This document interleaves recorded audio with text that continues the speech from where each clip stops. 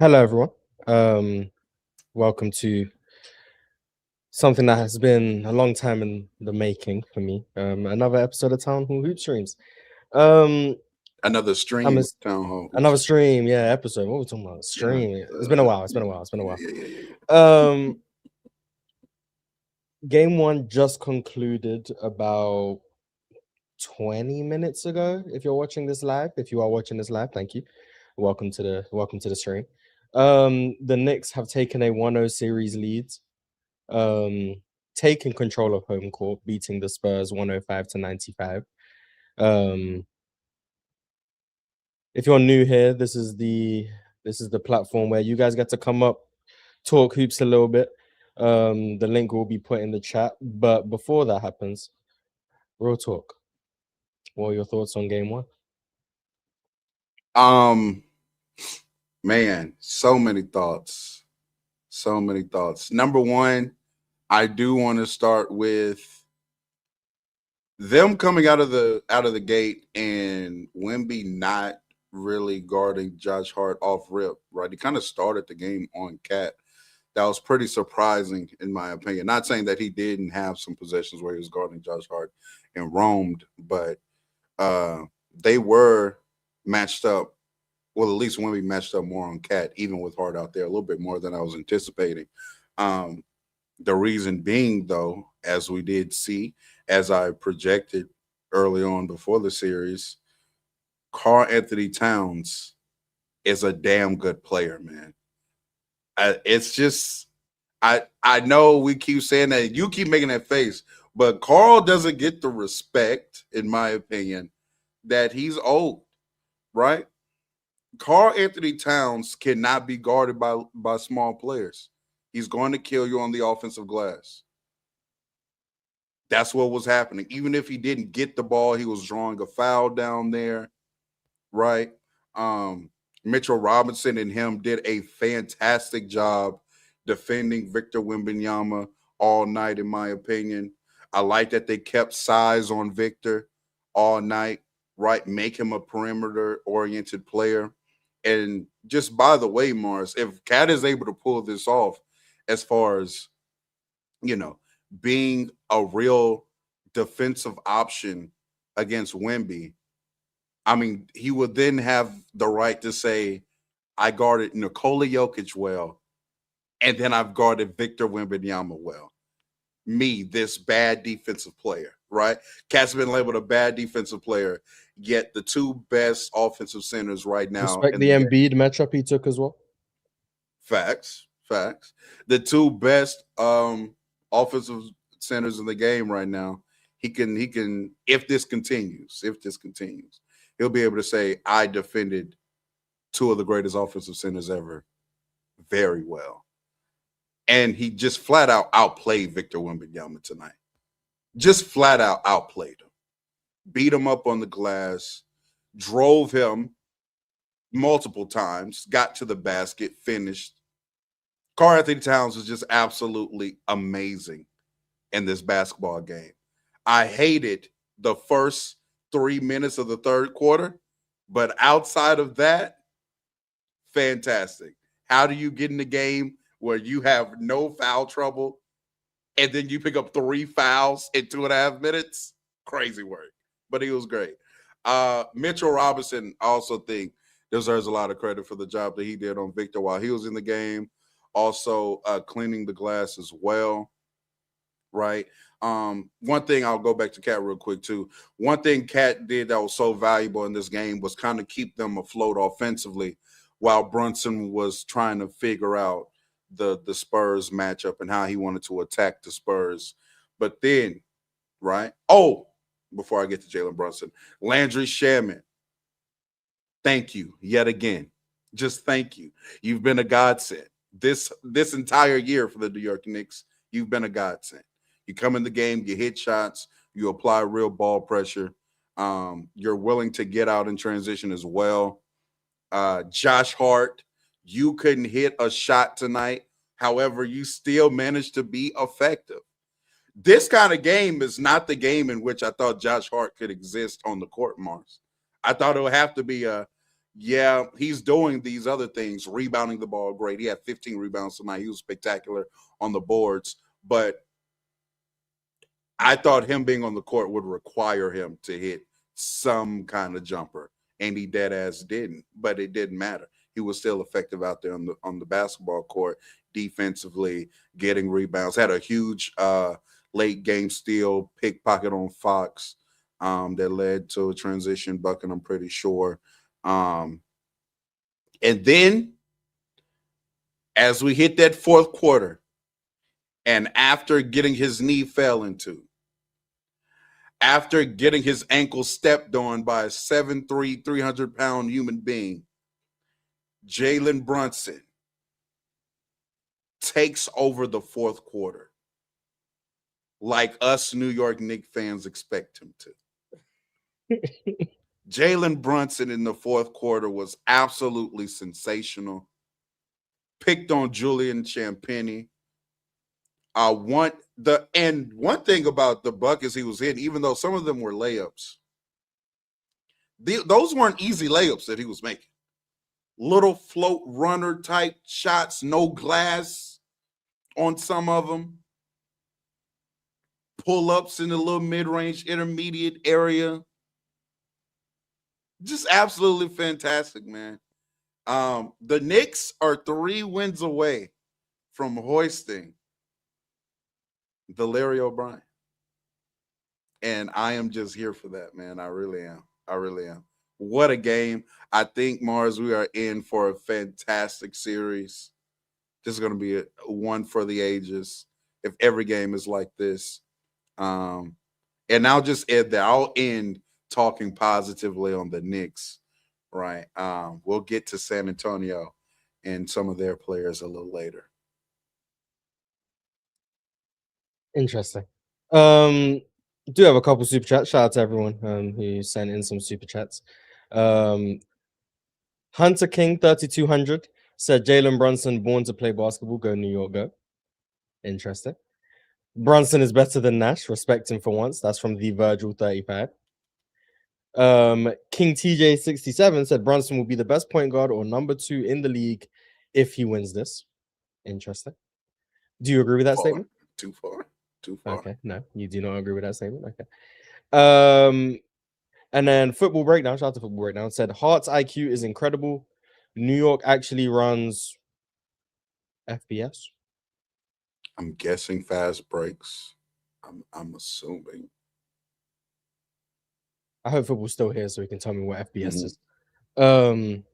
They run FBS well though. And then Jamar Drosy said Wemby's whistle was damn near MJ like. Talk about it. I feel like minus the and one, which wasn't a foul on Cat at all at the end.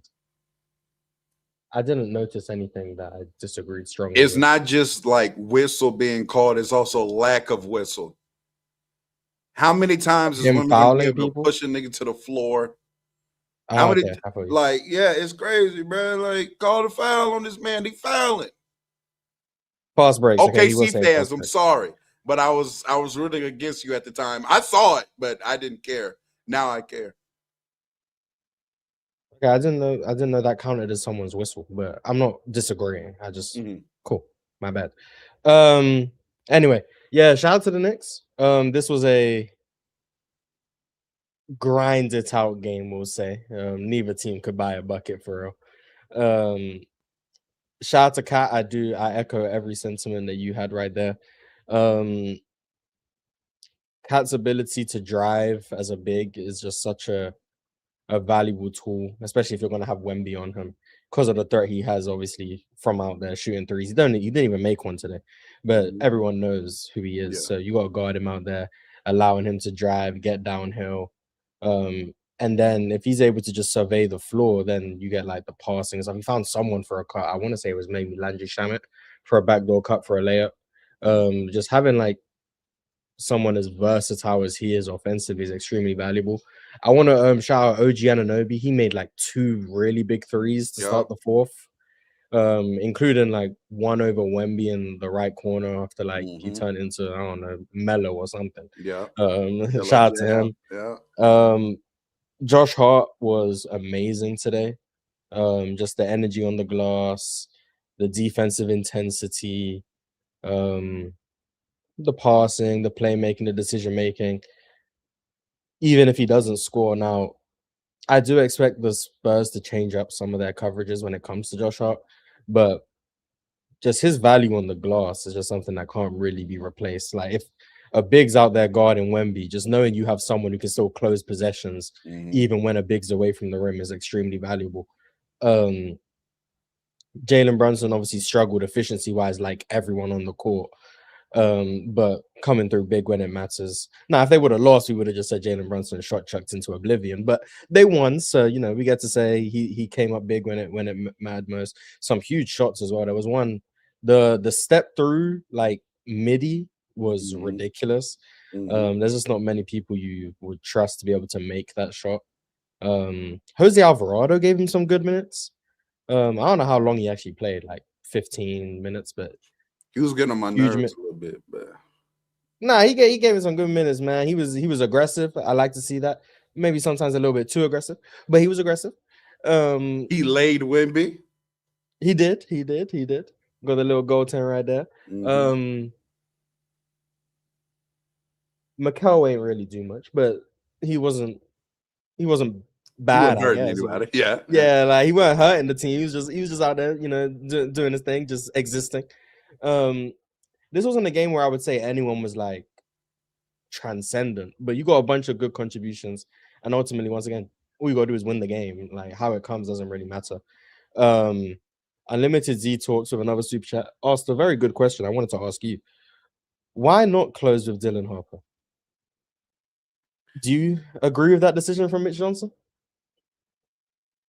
Nah, he was their best player today. So I don't know what Mitch was thinking right there. Here's the one thing though that was frustrating me, and not to take anything away from Dylan Harper or whatever, because he played fantastic. Why are the Knicks hard closing out when you want Dylan Harper to be a jump shooter? Because if he gets into the lane at this point, it's just like some of the finishes that young man had today. The one under the basket where he crazy work. I don't know why Mitch didn't close with him. I would probably close with today. I probably would have closed with. I dare you to lie and say that guy's name. I mean, Stephon Castle wasn't all that great to me today either. But Stephon or De'Aaron could be subbed out for him. I don't care. As long as Dylan is closing, though. Okay. I don't know why they didn't close with Dylan. I just think not the Spurs, after the first half in particular, because when Champagny went and made 1,000,000 threes in the first half, I just think the Knicks didn't want to let anyone shoot, like regardless of percentage. Like at the end of the day, it's the finals. If we can close out, close out. Now I do think they got to be a bit more disciplined when it comes to that with Dylan Harper. Like you close out, but you gotta close out short. You can't run him off the line because that's where he's even more comfortable. And the thing about Dylan Harper is like a lot of players in the NBA, which is crazy because like they're NBA players. If you just send them to their weak hands on a closeout, you live with the results. Dylan Harper he can drive right, and he's extremely comfortable driving right. And even then, he can drive right and then still come back left. So I think he had a very, very, very good game. Not just for a rookie, just a very, very good game. Yeah, he was great. For his finals debut. It was probably a better finals debut than anyone else on his team making a finals debut. We'll say that. Anything else I want to say about the Knicks? I mean, yeah, they stole home court, so you got to give them credit for that. I don't think the optimistic side, I guess for both teams, you can look at this optimistically. Neither team, I would say, played a very good game for their standards, whether that's a shot-making game. Yeah. They just both struggled to get into a flow offensively. Now, you can say both teams play good defense if you want, but I think both teams are going to look at this and say, we didn't have a great offensive game. There's so much more room to improve and room to grow. Now the Knicks are looking at that from being up 1-0 and that's still being true for them. So I think that's where the silver lining is for them, whereas the Spurs can just say we didn't play great, but there's so many things that we can control and be better at including turnovers, which I think was a bit. I think Wemby had like 5 turnovers today, 6. including 6. Okay, sorry. Mhm. Including dribbling off his foot because he decided to ISO in the clutch. Mm. That wouldn't be my playoff choice. Did you had the Knicks winning game 1, right? Mhm. Likewise. Was you surprised in the way in which it happened? I'll say this. I definitely was discouraged in the first half of the game. I was like, I didn't like the process of Jalen Brunson. I didn't like the process of their offense in totality. Outside of Cat, OG to me before that fourth quarter was very disappointing as an offensive player. Just OG on the team for me is like, hey, Jalen Brunson may be volatile, smaller guard. Cat, he does dumb stuff from time to time. OG to me is like the steady of the team. And when I saw that he was not playing well, I was like, oh man, I don't know what the Knicks are going to do in this one. But after that halftime, they really just regrouped. And it was get it out the mud hoops, like you said. Like they never, to me, there was a bit of time in that third quarter where I was like, okay, this looks like the Knicks team that we have been seeing in the playoffs. They were getting stops. They were rebounding the ball. They were getting out in transition, right? They were playing with more pace, and that led to better shot quality. And then they started hitting some shots in that third quarter. And I was like, okay, this is the Knicks team I've been expecting. But yeah, I am kind of shocked in how they were to get this one. I was like, oh, they probably need to, figure some things out, watch the tape, and then come back and get game 2. After I watched the first half of the game, I'm not gonna lie. I was like, yeah, they're gonna have to adjust. But yeah, they're a great team. They really are. The Knicks are a really good team, man. And to me, they showed a lot of mental fortitude in this performance more than anything. I just feel like I know you hate the mentality and all that kind of stuff, but like I don't, but carry on. I do feel like a tad bit of like the experience and just veteran play came out in that fourth quarter in the two team, like the comparison. I feel like Wemby kind of lost his way a little bit in that fourth quarter. Champagnie is throwing shit to the other side of the backboard consecutively, rushing his shot for no reason. You're open, relax, just take the jumper. Like, I don't know, why are you rushing? That was the Champagnie I thought we was going to see the whole playoffs. That Champagnie. Yeah. He's definitely been surprising me in a good way. Shout out to Champagnie. You know what I'm saying? Shout out to Champagnie. Definitely exceeded my expectation of you. But I kind of saw the experience come into play as the game went along in that second half. The link has been put in the chat for anyone who wants to join up. If you don't want to join up, fine by me. But if you want to, the link is there. Before we do bring people up, when you said Wemby lost his way in the fourth, I would just ask, when did he ever have his way? I don't know if he ever found his way to lose it in the first place. I don't think he ever looked comfortable in this game. So True. would I attribute that to experience? Probably not. More so, I think some of Wemby's offense was, I feel like he missed a couple of his touch shots that he'd normally make. Mm-hmm. Some of it is guys are stonewalling him on his drives and he's having to resort to turnaround jumpers, which at the end of the day, he's just not good enough to make consistently. Now he might have a game where he makes them and it's gonna go crazy. It's gonna look crazy. Oh, for like sure. When he does, yeah, it's gonna be like, oh yeah, when he does this consistently, the greatest player ever. Exactly. But if you're the Knicks, looking at how Cat's able to absorb that first contact and seeing how Wemby has to, like, if Wemby loses that first contact, you've won the possession pretty much. Especially if he's not able to regain balance and step through and whatnot, you've pretty much won the exchange. And also, like, I don't get the Spurs' obsession with using Wemby as a driver, like, especially from a standstill. Like, if you're able to get him, like, on a stampede downhill where he has an advantage or an angle, I get it. But just asking him to start at the top of the key and then just beat someone off the dribble, I just don't think that's a viable form of offense consistently. And in tonight's game, they just seem to ask him to do that a bit too much. So I think that's something the Spurs need to change. But we do have a few people in the back. So before I bring those people up, let's read a few more super chats we got. Shout out to everyone who sent super chats. Appreciate it. Baba G Cut said 07 Bron finals game 1 or Wemby's game 1. I would have to. What did Bron do in game 1 in 07? Play trash. Play trash. Give me Bron. At least we had some playmaking passing. Give me Wemby. I'm gonna PRA you for Bron's game 1 since you don't remember it or whatever. Thank you. Bron had 14.7 rebounds, 4 assists, 6 turnovers on 4 of 16 shooting, and they lost. And his team scored 76 points. So the playmaking passing you're saying is 4 assists to 6 turnovers. Stinky. Never mind. It's left cheek, right cheek. Then I guess like hey, they were both smashed. It's tough. Yeah, it's Wemby. Bron did not play better defense, by the way. Yeah, give me Wemby. I'm not even thinking twice.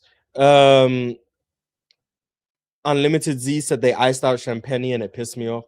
I mean, I don't think you ice out a player like Champagny. It's either the team concedes shots to him or they don't. Like, it's not.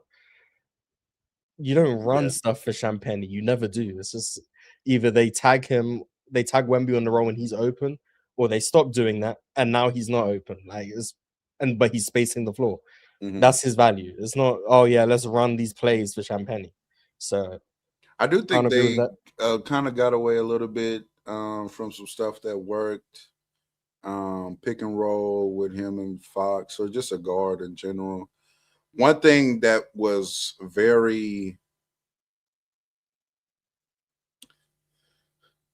the Spurs short range shot making just has to be better, because in a pick and roll with Wemby, right, the big is you have to be in a drop. You just have to.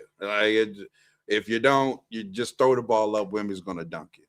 So Castle, like today, and Fox missed so many of those 8-12 foot bump, little midi touch shots.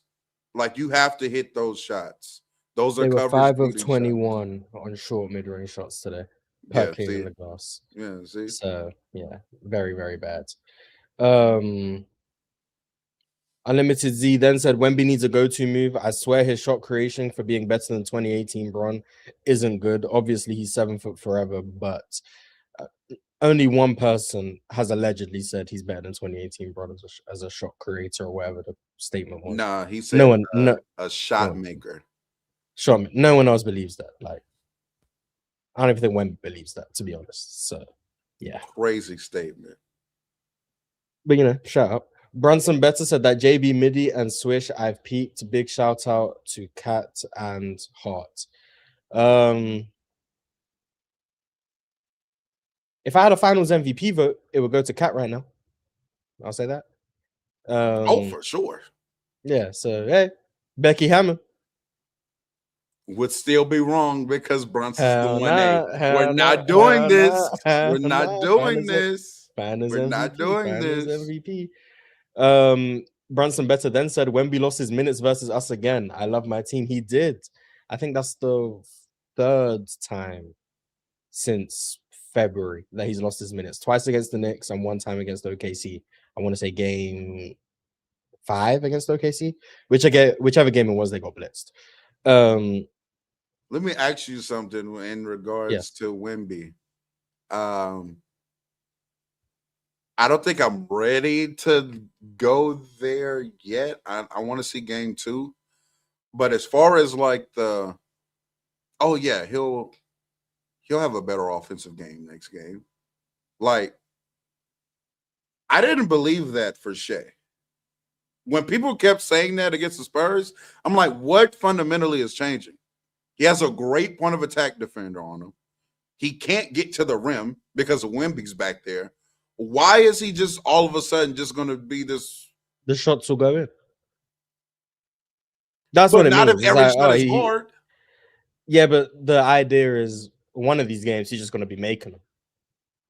And game 7 was that game. He just started making them. Well, yeah, one game. But I'm saying, like, how is Wemby going to stack consistent, good quality shot attempts for himself in this series? That's basically Well, what I'm asking you. I don't think it's gonna be a for himself situation. I said it on Hoop Talk earlier. If you watched it, shout out to you. If you didn't, go back and watch it if you want.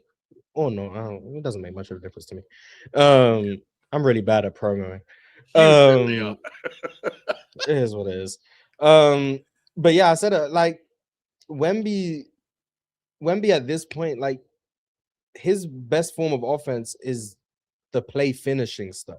You got to put him in a position where he can catch a lob, he can get a catch and shoot 3, he can come off a screen and get into the middle of the lane, and it's one dribble into a layup. Like, if you're asking Wemby to manufacture himself good offense, that's just not sustainable against any level of defense, in my opinion. Like, he might have games where that shot making is going, but if that's Wemby's 1A play type is isolation or anything to do with handling the ball for himself, you've already put himself at a disadvantage, and I think in turn you're putting your offense at a disadvantage because Wemby's gravity is maximized when he's away from the ball. Wemby's own scoring is maximized when he's away from the ball, and that also adds the spacing element that creates opportunities for his teammates. So asking Wemby to be on the ball just takes away from every avenue that makes your offense more successful. So I think in order for Wemby to be more efficient in the series, it's got to be leaning more into the off-ball stuff. They ran a couple stuff where they had who was it? Whoever Brunson was guarding, they had him screen for Wemby. They have him screen. Yeah, like stuff like that I think can be interesting, and that can create open threes for his teammates. Or if Wemby comes off that screen hard, maybe he can get a little slip to the rim. You got to make sure you hit that passing window on time on target. Also, he's got to be more deliberate about crashing the offensive glass. I'm not saying he's going to get it because Cap, Josh Hart, OG, all down there, but just be more deliberate about crashing the offensive glass.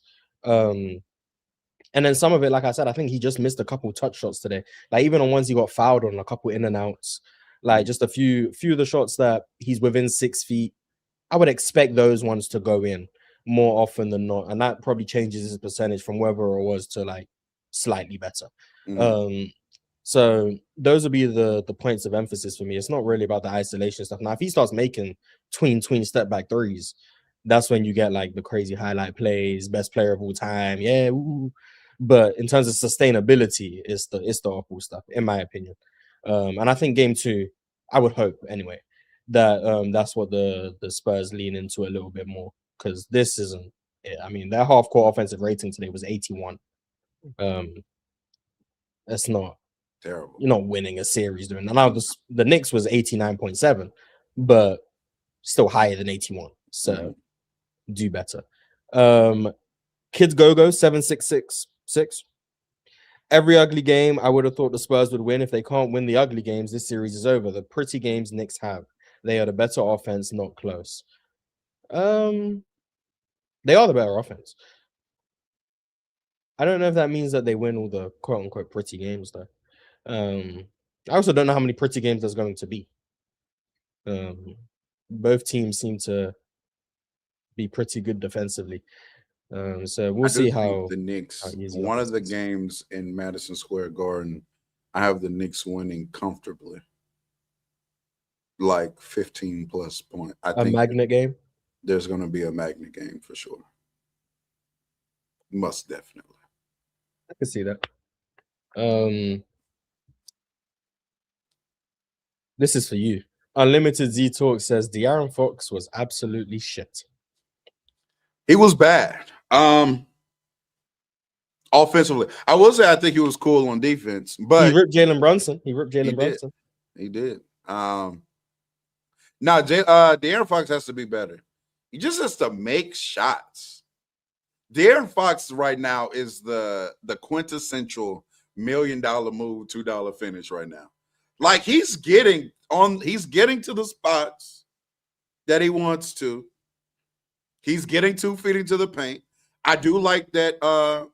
He has some really good kickouts when he drove, got 2 in, found some shooters, but he's just missing shots, bro. They swing. He's in the corner wide open, miss. He drives, he kind of probes, he gets to that little midi like free throw line area pull up that, I mean, even statistically, he usually is a good shooter right there. And he's just missing. I don't have an explanation. He just needs to play better. He has to hit shots. He's just dead ass missing. But that's not my problem right now. I picked the Knicks. He's helping me right now. So thank you. Yeah, make some shots, De'Aaron. That would help the Spurs, I think. And then Cheese, shout out to Cheese, appreciate you. $50 super chat. So Jalen Brunson, in my opinion, is a certified top 5, top 7 at the worst. This man keeps showing up in the offs every season, and that shouldn't go under the radar. Top 5, 7, what? Player in the association. Oh, no. Oh, so you're a hater. No, I'm not a hater, but I'm not there, though. I'm not there. Hater. Okay. Anyway, now's the time for our guests to come up. Our beloved guests, the ones who make these streams possible. Shout out to you guys. The first person back was no surprise, our good friend Nassim. How are you doing? What's up? How y'all doing tonight? Fantastic. I'm great. That's what's up. I think I did end up missing the last one, but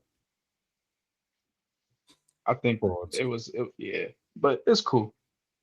I did want to say though, I think from one of the earlier playoff predictions when we were just talking about the brackets and stuff, I did have Knicks and Spurs coming to the finals. And not bad. I do think that the Knicks, this is like their best chance of like taking it.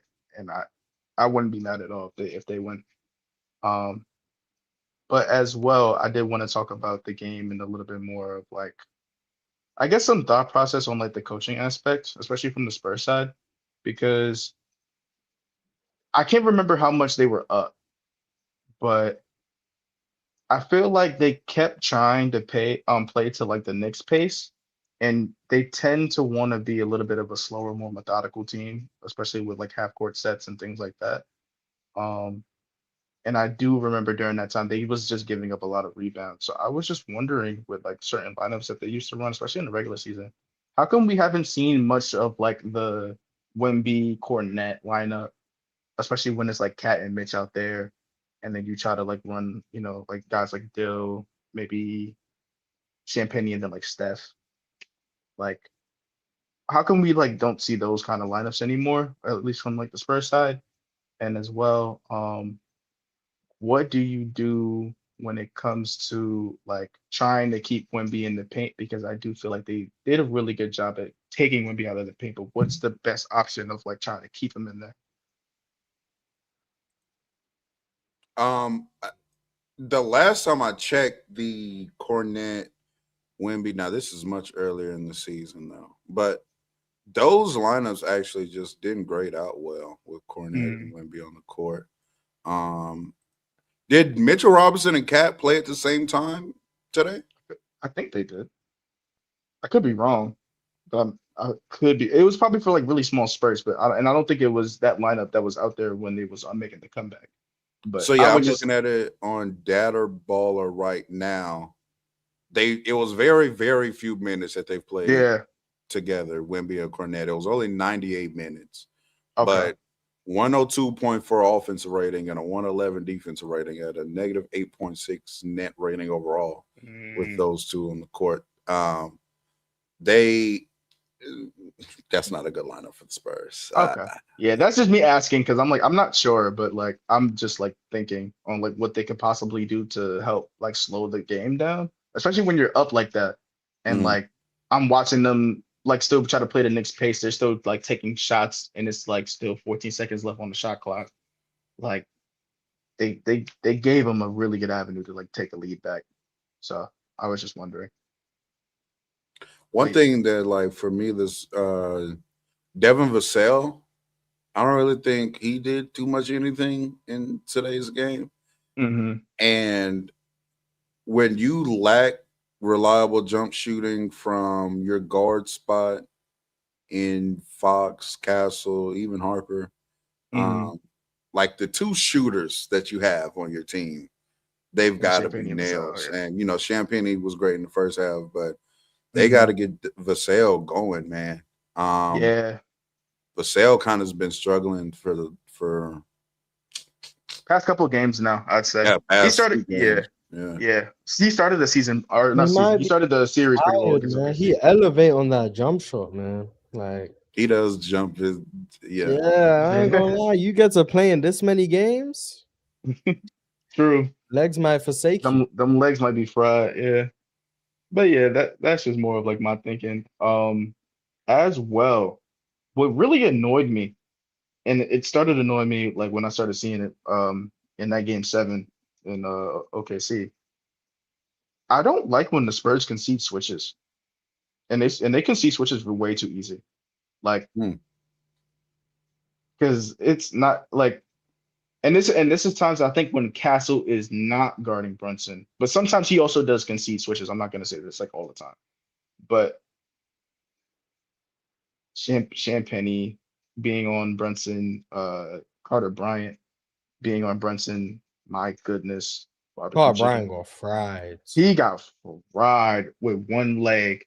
Like I'd rather just try to keep certain guys on Brunson as much as possible. I think Dylan, I think Purcell's not too bad, but I would try to primarily keep Cass on him. Just I do straight think like that. Castle did a great job on him Hmm. when he was able to be on him. Even in the Yeah, regular season, he was doing the best job on Brunson out of anybody on their yeah, like roster. I think trying to limit the different looks you can give Brunson is probably the best thing that you can do. Um and yeah, I mean next game hopefully it's a little different because Wemby quite literally was just shaking ass today. Um hopefully yeah he'll just be better, you know?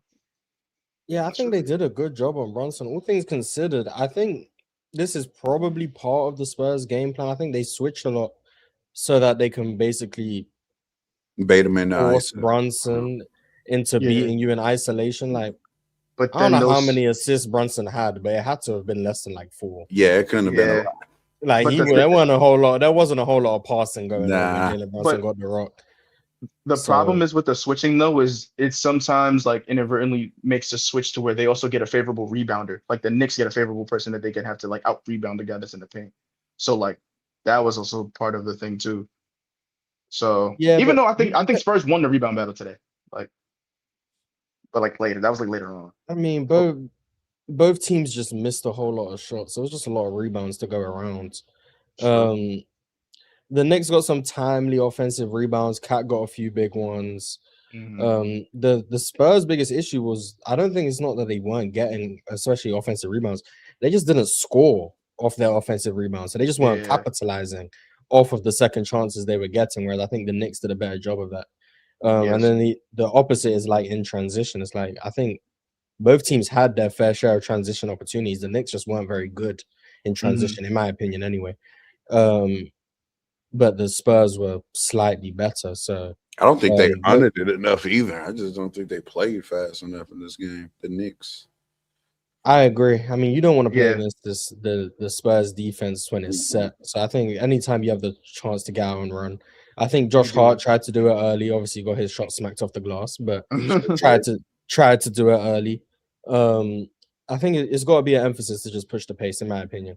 Yeah. Um, Because the Knicks don't like per se have like athletic like play finishers, I would say. yeah, but I mean, the Spurs also did do a good job of getting back, though. I do want to give them credit. Yeah. Uh, Um, they just got their defense. Like this is the thing. I think the Spurs had a good defensive game. yeah, So for it's like sure. No, absolutely. even though they lost, I'm not looking at it like they just did nothing right. I think their Yeah. defense was good. I do like their plan on Jalen Brunson in terms of just forcing him to beat you in isolation with tough shot making. Hmm. Now, ultimately, you lost, and Brunson did still close the game out with like clutch buckets. Yeah. But if Brunson is taking 30 shots to score 30 points, which I'm pretty sure he did, Hmm. you live with those results. If he's gonna beat you by being Allen Iverson, Yeah. Yeah. Yeah. then One he's of gonna the we, beat you greatest by guards being of all Allen time. Iverson. Yeah, I'm not knocking Allen Iverson back. I'm just saying like yeah, but like high the play volume, style, high volume shooter. Like the that's play what I'm saying. style for sure. So And it's not this. I don't think the Spurs need to hit the panic buttons defensively. No, Now, a couple definitely things about not. keeping Wemby close to the rim, but offensively is where they need to make some changes, in my I opinion. would, to be honest, that question was more rooted of like as well, because that's my thing of like even I'm thinking of even right now because 12 win for or lose, 31. I think this is a good experience for the Spurs, but I'm thinking Brunson also was more 12 of for like 31. Yeah. yeah, he took like 30 shots. Yeah, he Iverson was. game. Look at him. Yeah, come on. I mean, well, look, ball must go up. I'm not gonna lie, ball Empty must the go clip. up. Respect it. But for sure. But it's more of like because I think even win or lose this finals, I'm just thinking like Cornet. And I was thinking about like why those minutes are like so bad when Wemby's off the floor. I think they need to be in a little bit more of a uniform or like not uniform, but vanilla lineup, if that makes sense, when it comes to like hierarchy and things like that. Like he needs like a real power forward to play with him instead of like a bunch of guards. Because then when Wemby got off the floor, I remember like first play, like they just ran straight to the rim. And Cornet is just he has to look at too many things to like be like a feasible rim protector. I think that if they get like a real like power forward to also run with Cornet, I think that would make it to where the Cornet wouldn't look as bad. I can't cater my lineups to make Cornet viable. I just can't. But I do agree they need a power forward. So regardless of if that's for Cornet's Even benefit or in general, somebody I to play, just think they yeah, need with Cornet, even with Wemby, like sometimes I'm just like when they take Wemby out the paint, they need somebody that can just like be some sort of like rim deterrent, something. I agree. I do agree. Um, but Nassim, was there anything else you wanted to go? Um, I just hope this series goes to 7. That's really it. I would like to see another 7-game series. Absolutely. I didn't have it going 7, but I would like to see another 7-game series. I I don't think have What you got it I going? didn't have it What? going What? 7. Knicks in I 6? had it. I had Knicks in 6. Yeah, I had 6. 6 games. So we'll see. We'll And see. what Um, For is sure. this now in a row for the Knicks? 12? 12 in a row. 12. 12 in a row. And also just it wasn't to the degree. Y'all gonna say I'm being disrespectful, but I don't give a fuck. I'm hot on the Knicks right now. It Y'all gonna was a close say game to like this the last like minute and a half. low key like Cleveland game 1. Hey man, Mm. Spurs, Okay. Cleveland, kind of in control for a lot of that game. Knicks look kind of mid for a lot of that game, and they still won it. And mind you, I think this is going to be the worst game the Knicks played this series. Mm. I can agree with that. Yeah. I think it's going to be the worst game the Knicks played this series. Like So, game 2 coming up. I don't know. salute to you, San Antonio. You have your work cut out for you. That's all I'm going to say. I'm fucking around switching to Knicks in 4.5. I'm Okay. We'll see. It is a really good matchup for the Knicks. I'm not surprised if I'm not surprised. It's Four and a really good. half is interesting. But anyway, thank you, Nassim, for pulling up. Always a pleasure to have you Appreciate as the y'all. first guest. Have a great night. Merry Christmas. all right, Nassim. Let's get a couple more super chats. OG team, we got a lot of Knicks fans in the chat. That Brunson offensive rebounds and then corner 3. Yeah, I'm not gonna lie, that was kind of like the dagger right there when OG missed. Was it OG who missed the 3? Yeah, I think it was OG, and then it And came out to Brunson tips Brunson. it. Yeah, Yeah, and then it and ended then up he coming back to came out. Brunson in the right corner. Yeah, I thought OG was gonna hit that. That felt like a Mhm. OG dagger, but it all worked out. And then no longer Gape with a super chat. What's you guys' top 5 to 10 all-time playoff scoring point guards? This is such a specific question. Who knows? No one has a list of that. But go ahead. Yeah. I'll try to give 5 off the dome, I guess. Scoring PGs, Luca. This isn't in order, by the way. I'm just naming names. West, Steph.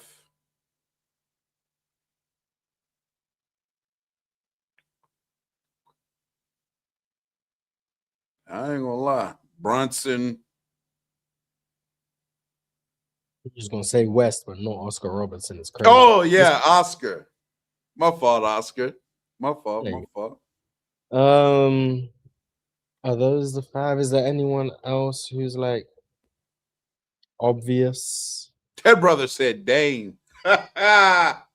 Playoff scoring, Dame, hilarious. Um,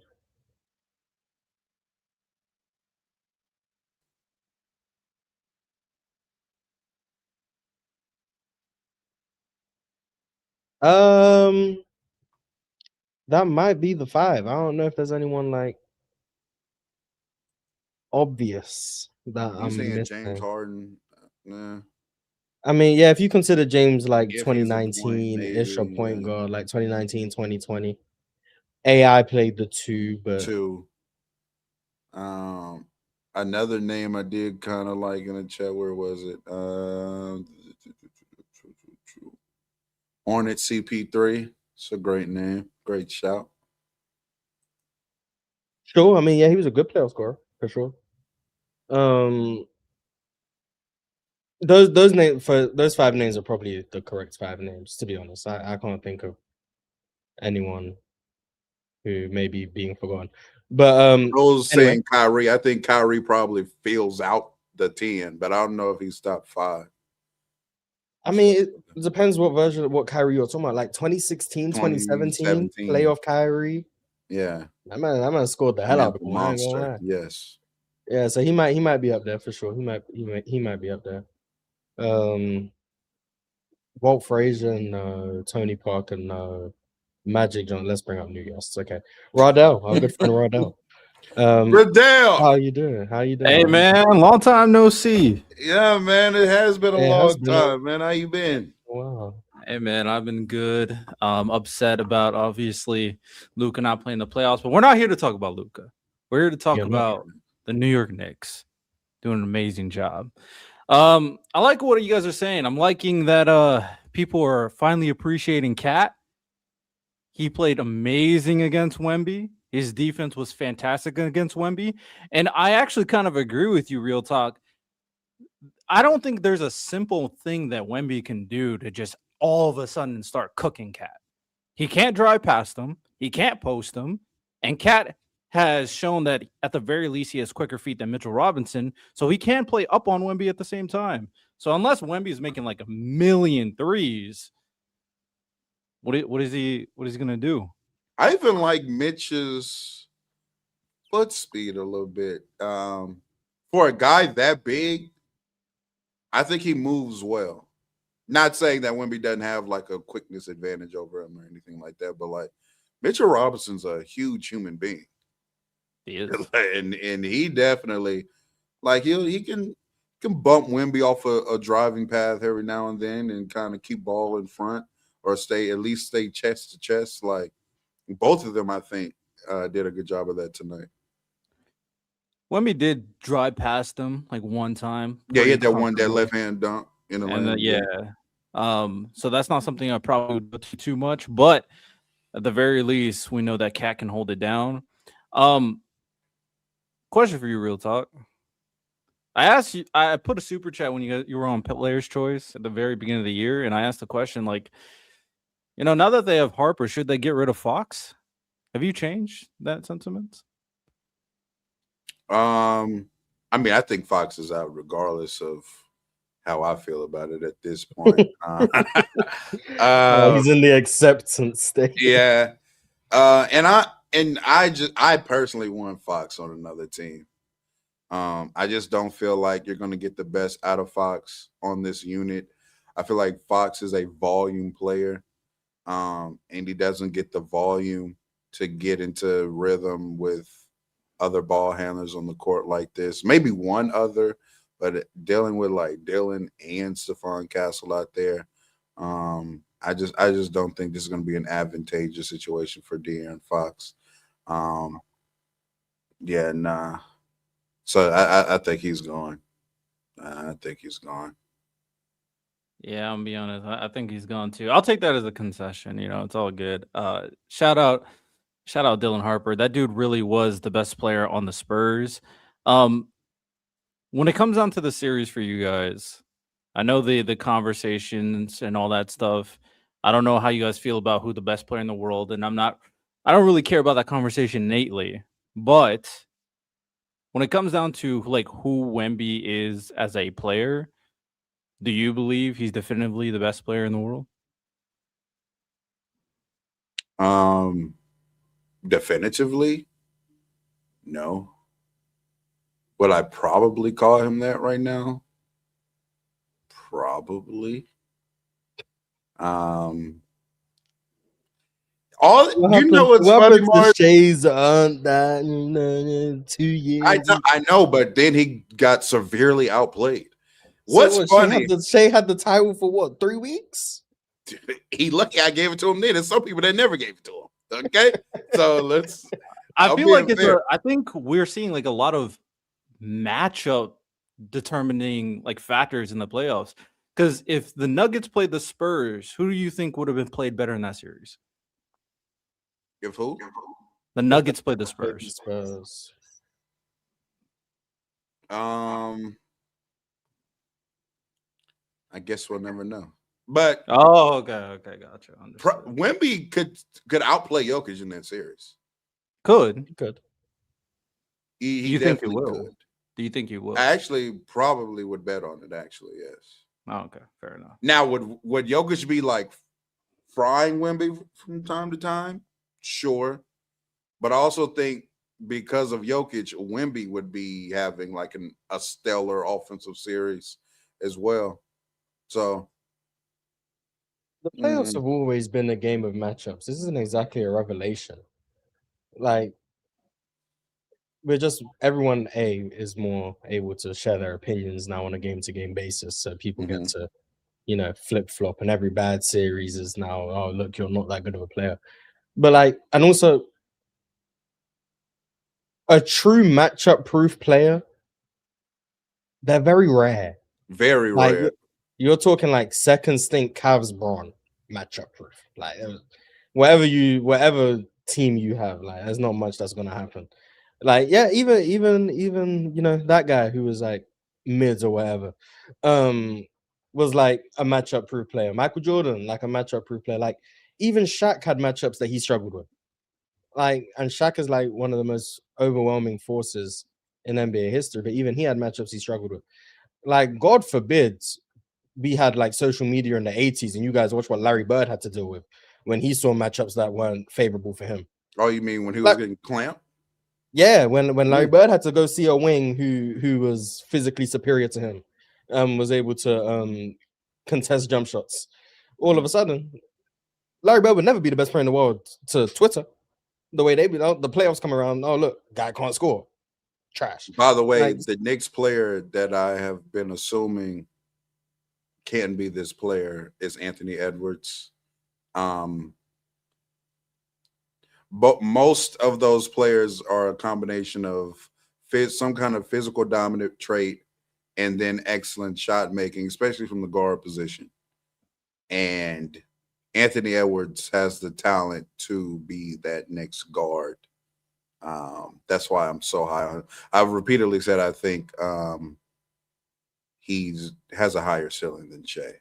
I know Shea has mastered the regular season, but Anthony Edwards, yeah, he's that talented.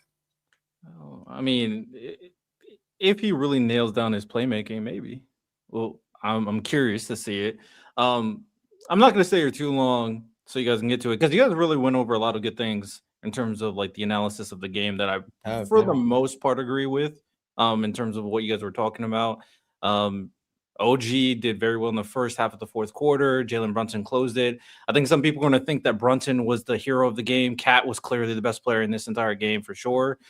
I guess the only thing I'll bring to the table here is I actually really did not like the Knicks' game plan ending the game. It became very ISO reliant, and I'm unsure why they went there. Now, Jalen Brunson was cooking and was making some crazy shots, but he was also making missing some very bad shots too. The counter on the Spurs end is that they weren't making anything, period, especially since Dylan Harper went to the bench. I agree.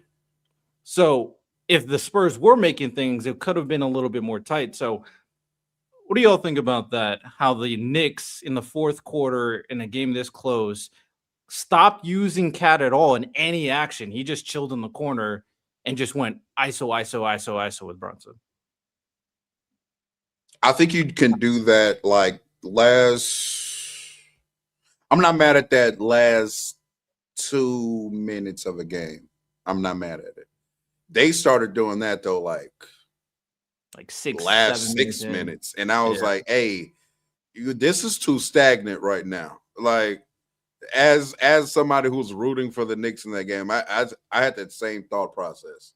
I'm like, bro, y'all aren't scoring, and the offense is walking up the court. We're getting even the action to eventually bring Julian Champagnie into the action for Jalen Brunson to get the switch. That was taking all day to get to.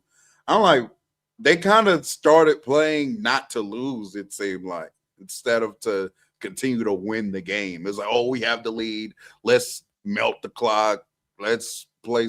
And it boggled down their offense. So I do agree that they probably shouldn't continue with that thought process that early in the fourth. Again, later on in the fourth, when you have a guy that you believe in to score or create quality offense for himself and others, you ISO him out at the end of the game. That just happens. But they did it too early in the fourth, in my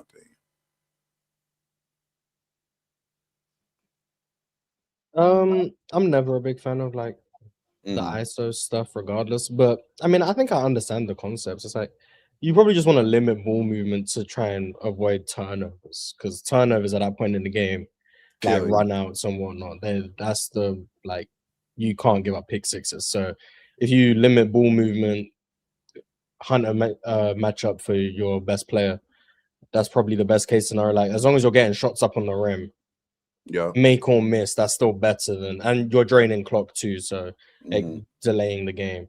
So I understand it, and especially when you have a guy of Jalen Brunson's caliber, one of the best closers in the league, I understand it. And then even if he does miss, you're able to get back and set your defense anyway, because once again, it's not a turnover. So that's what leads to the Spurs being unable to score on the other end. So I'm not the biggest fan of it, but I do understand it. And when you have a guy like Brunson, it makes sense. I would like to see a bit more two-man game with them, with Brunson and Cat involved. Maybe some inverted pick and roll. That's something I thought I was going to see, like Brunson as a screener a little bit. Saw none of that in this game. We'll see what happens as the series goes on when teams start making changes or whatever. But I mean, maybe it's good to be in a getting position to guarded by make adjustments Castle. when you win. So then it's like, they'll probably just switch. Yeah, but if they switch, that means you get the lesser defender on Brunson. Who's guarding Cat? Well, It doesn't need to. It doesn't need to be. It doesn't need to be Brunson as a screener for Cat. It could be Brunson as a screener for anyone. It could be Brunson as a screener away from the ball. It's just Brunson. Oh, okay. Yeah, like it's not just inverted pick and roll. Although I do think inverted pick and roll can work. But like, if you have Brunson, because Wemby was guarding Cat at times. If you have Brunson setting a screen on Wemby, we don't like that. I do. Get the ball right in Cat's hand, and then you can attack the mismatch easy. Cat can either reject that, or you're asking Wemby to navigate a screen, or Wemby's going under and Cat's shooting a three. Like, I just think it's an option. But once again, you win game one, and you never even had to explore these options that may or may not exist. I don't even know if Mike Brown's even considered this, but in my mind, it's an option. So I guess it's also possible that he was trying to keep Karl-Anthony Towns' gas tank up, because he knew that he was going to be the primary matchup on Wemby, who surprisingly didn't really do much. There's that one, he tried to, size up Cat that one play in the wing, and he just lost the ball because he got scared of Cat. It's tough. Shout out the GOAT, man. Shout out the GOAT. Yeah, we do need to say he got scared, because when Chet lose the ball, it's because he's scared. So it's true. Hey, When exactly. he clearly scared of Cat. Yeah, he clearly scared of Cat. All right, last question, then I'm gonna head out. I get a lot of people are going to go watch the fourth quarter in particular and look at the box score and said Brunson scored 30. Brunson scored like 13 in the fourth quarter, especially in the last like 7 minutes. He did a lot of good things in terms of like extending the lead and keeping the pressure on the Spurs. Overall, I think we all agree Cat was the best player in the game. So despite how good Cat played here, and despite like Brunson playing pretty bad in the first 3 quarters, is there any way that the consensus will give Cat the Finals MVP? In your opinions? Yeah, Cat can win the award. I mean, more often than not, the best player on the team wins the Finals MVP. So I would say Cat's the favorite. Yeah, if it ended today, shout out to Ox, man. If it ended today, yeah, to me, I think the voters clearly vote for Cat. Maybe some vote Jalen because fourth quarter heroic 30 stuff, points. but like, nah, Cat should get it. And mind you, just similar situation. Eastern Conference Finals last year, Halliburton is hitting these clutch shots and stuff, having these good fourth quarters. Pascal Siakam won the Eastern Conference Finals MVP, and I think rightfully so. Fair enough. Well, shout out Cat, man. Best player in the court, better than Brunson, and better than Wemby. So shout out on him. But Thanks. I'll catch you guys later. Merry Christmas. Make sure that y'all like the stream, subscribe if you're not subscribed, turn that notification bell on so you know we're live and we'll drop another video. Yeah, because Mars says they're gonna do that. So yeah, absolutely right. I'm not gonna do that. But yes, like the stream, it helps us out of the algorithm. Oh, that's what it does, yeah. Yeah. Couple more super chats. Shadow 57-X7G said, same. Why can't one player be so good? There's no match. I think because we were talking about the players, even great players have matchups that they struggle and stuff. Yeah. Okay, thank you. Uh-huh. Damn, that was only 7 minutes ago. And I already forgot. Yeah, like the matchup proof stuff, like that's tough to be, man. Like it's tough to be where there's literally no answer for you. And even the players who we deem matchup proof, there are matchups that cause them to struggle more. Even with like those all-time great players, like there's gonna like the Knicks caused Michael Jordan to struggle back in the mid-90s. Like now, did he still have great games and really good series? Yes, he still struggled. Like Bron has had series he struggled in. Like those things happen. Like I said, Shaq has had series he struggled with. Like Kobe has had series he struggled in. Like all these great players who matchup proof are gonna have tough series, tough teams that have like personnel or schemes that can cause a player to struggle. So holding a player's lesser series or bad series to say this is why they're not better than X player, it's just not something I really subscribe to. Unless there's literally no such thing as a good matchup for you. Then you can also struggle due to like some personnel or lack thereof on your roster. Like the defense can guard you a certain way because you lack some talent, maybe some play finishing talent and stuff like that. So there are a multitude of reasons as to why a player can struggle in a matchup or in a playoff series. But yeah. People's performances are dictated by a lot of factors outside of just what they do. It's dictated by what's around you, it's dictated by what the other team's doing, a lot of things that go into it. But that's a different conversation for a different day. Mm-hmm. Kid Go-Go 776-66. Number 1, Wemby. 2, Giannis. 3, Joker. 4, SGA. 5, Luka. 6, why is Brunson not in this spot? Real talk. Did I unintentionally become like the face of Jalen FC so people are expecting me to say stuff like this? I don't think he's the 6th best player in the league. Yeah, no. He's not better than Tatum. No, actually, scratch that name. He's not better than Ant. He's not better than Cade. Why? And I don't think he's better than Tatum either. I don't. Why? Why? Because they're better basketball players than him. How? Two-way viability, size, athleticism. Cade and Tatum can still offer a level of passing and playmaking. Yeah, just better. If you want to have and at this point, because I thought about this You because really of the are Cade. an hater. God No. damn. You don't even know what I'm finna say about Ant. Some hating shit. Because like the conversation I had about him and Cade, it's like Ant is a player that is kind of like there's no reasoning. It's like you watch him and you're like, oh yeah, he's better than some other people that do some stuff better than him. I don't really even know how to explain it. He's just better.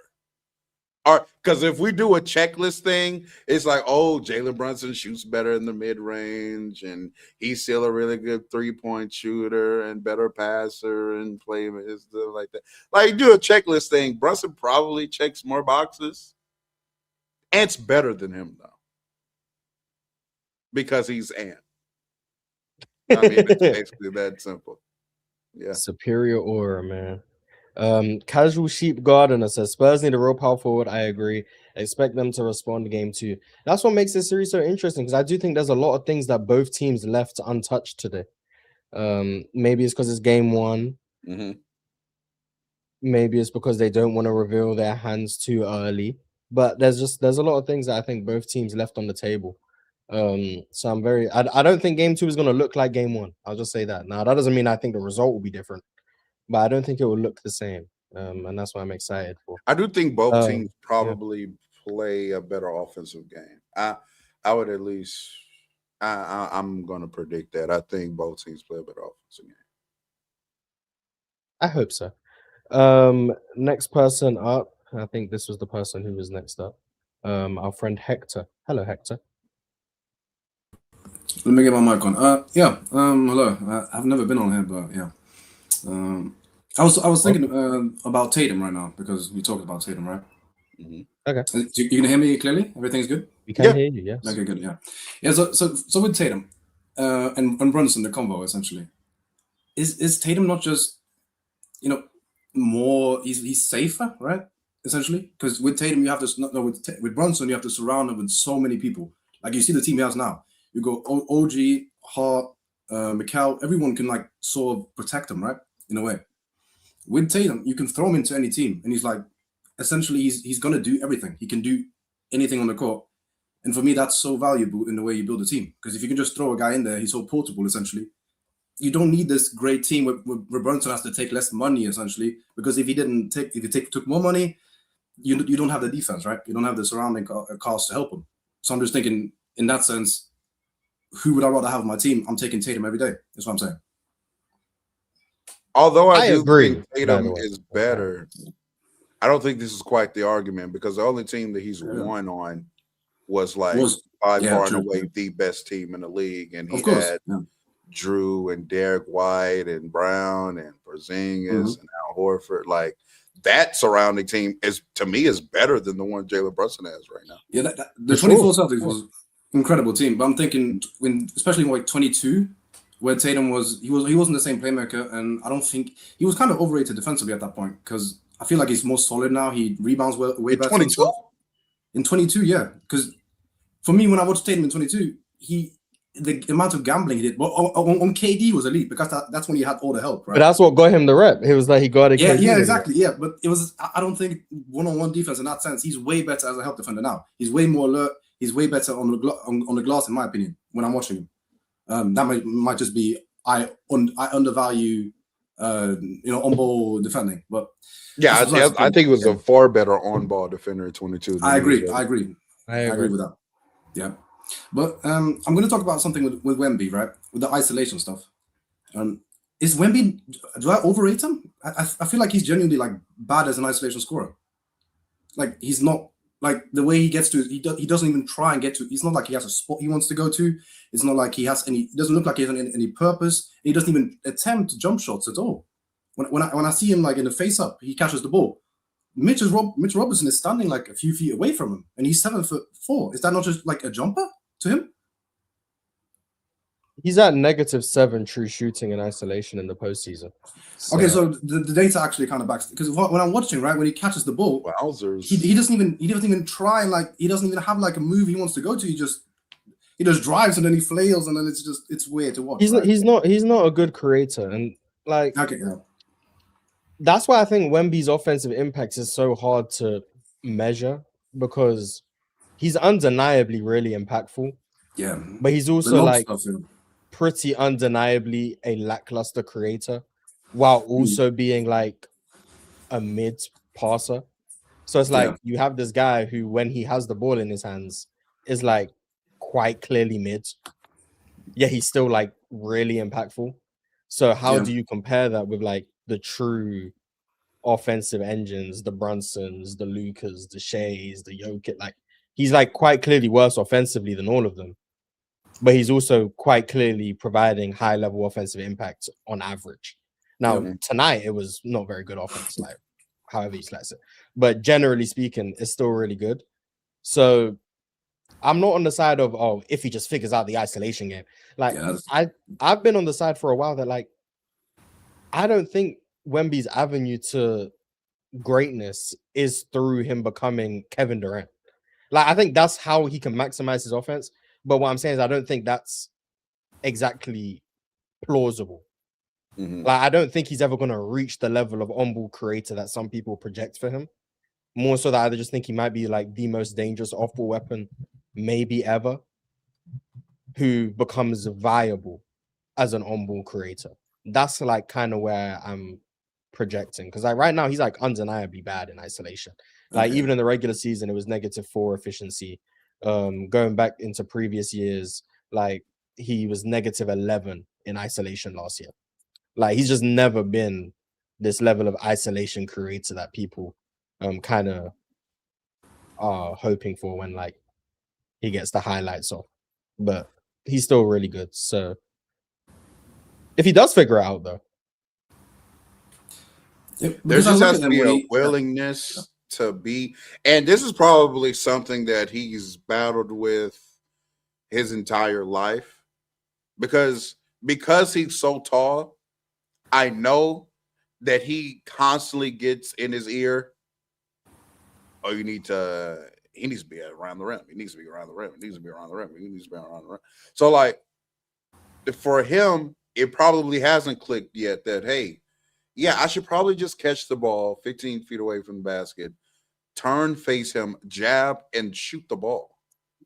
Yeah. I mean, he's also just not that good at that right now. Yeah, that's what he is. But I'm saying, like ideally, yeah, that's the next step. But like at some point, like you gotta, regardless of how we feel about analytics and whatnot, no coach wants their player shooting 35% long twos. Like regardless of who they are. And like that's what that is for Wemby right now. It's a sub 40% shot. Now, if you get like, I think that should be a priority of him developing it. And maybe you need to develop it with in-game reps. But now is not the time to be trying to develop it. Yeah.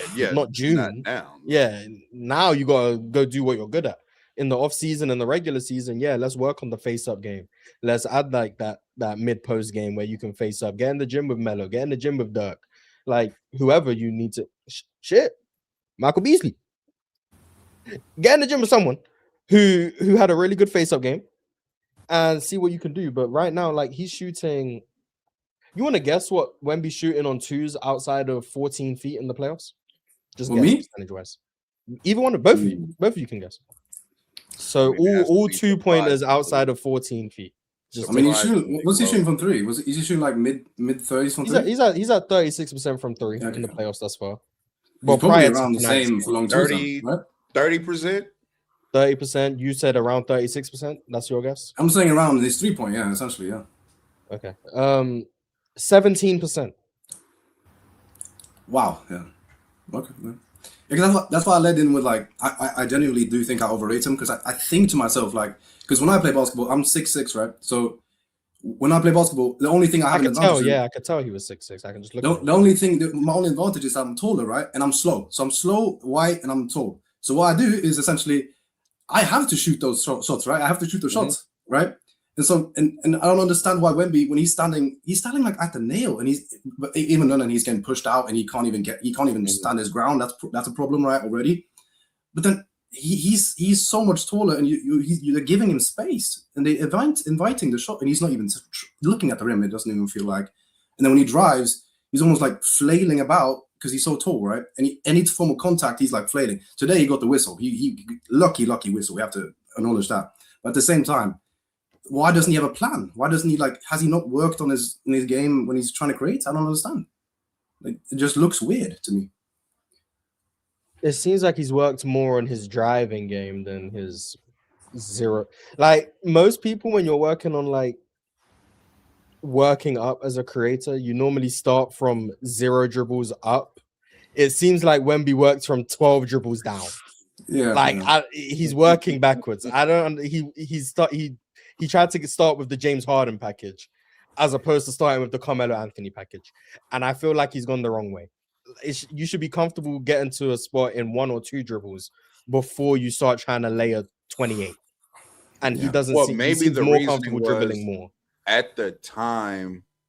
It's like I can't really hold my ground in these positions. I'm not strong enough. So my advantage is, I'm kind of quicker, and I do have a legitimate like 3 ball.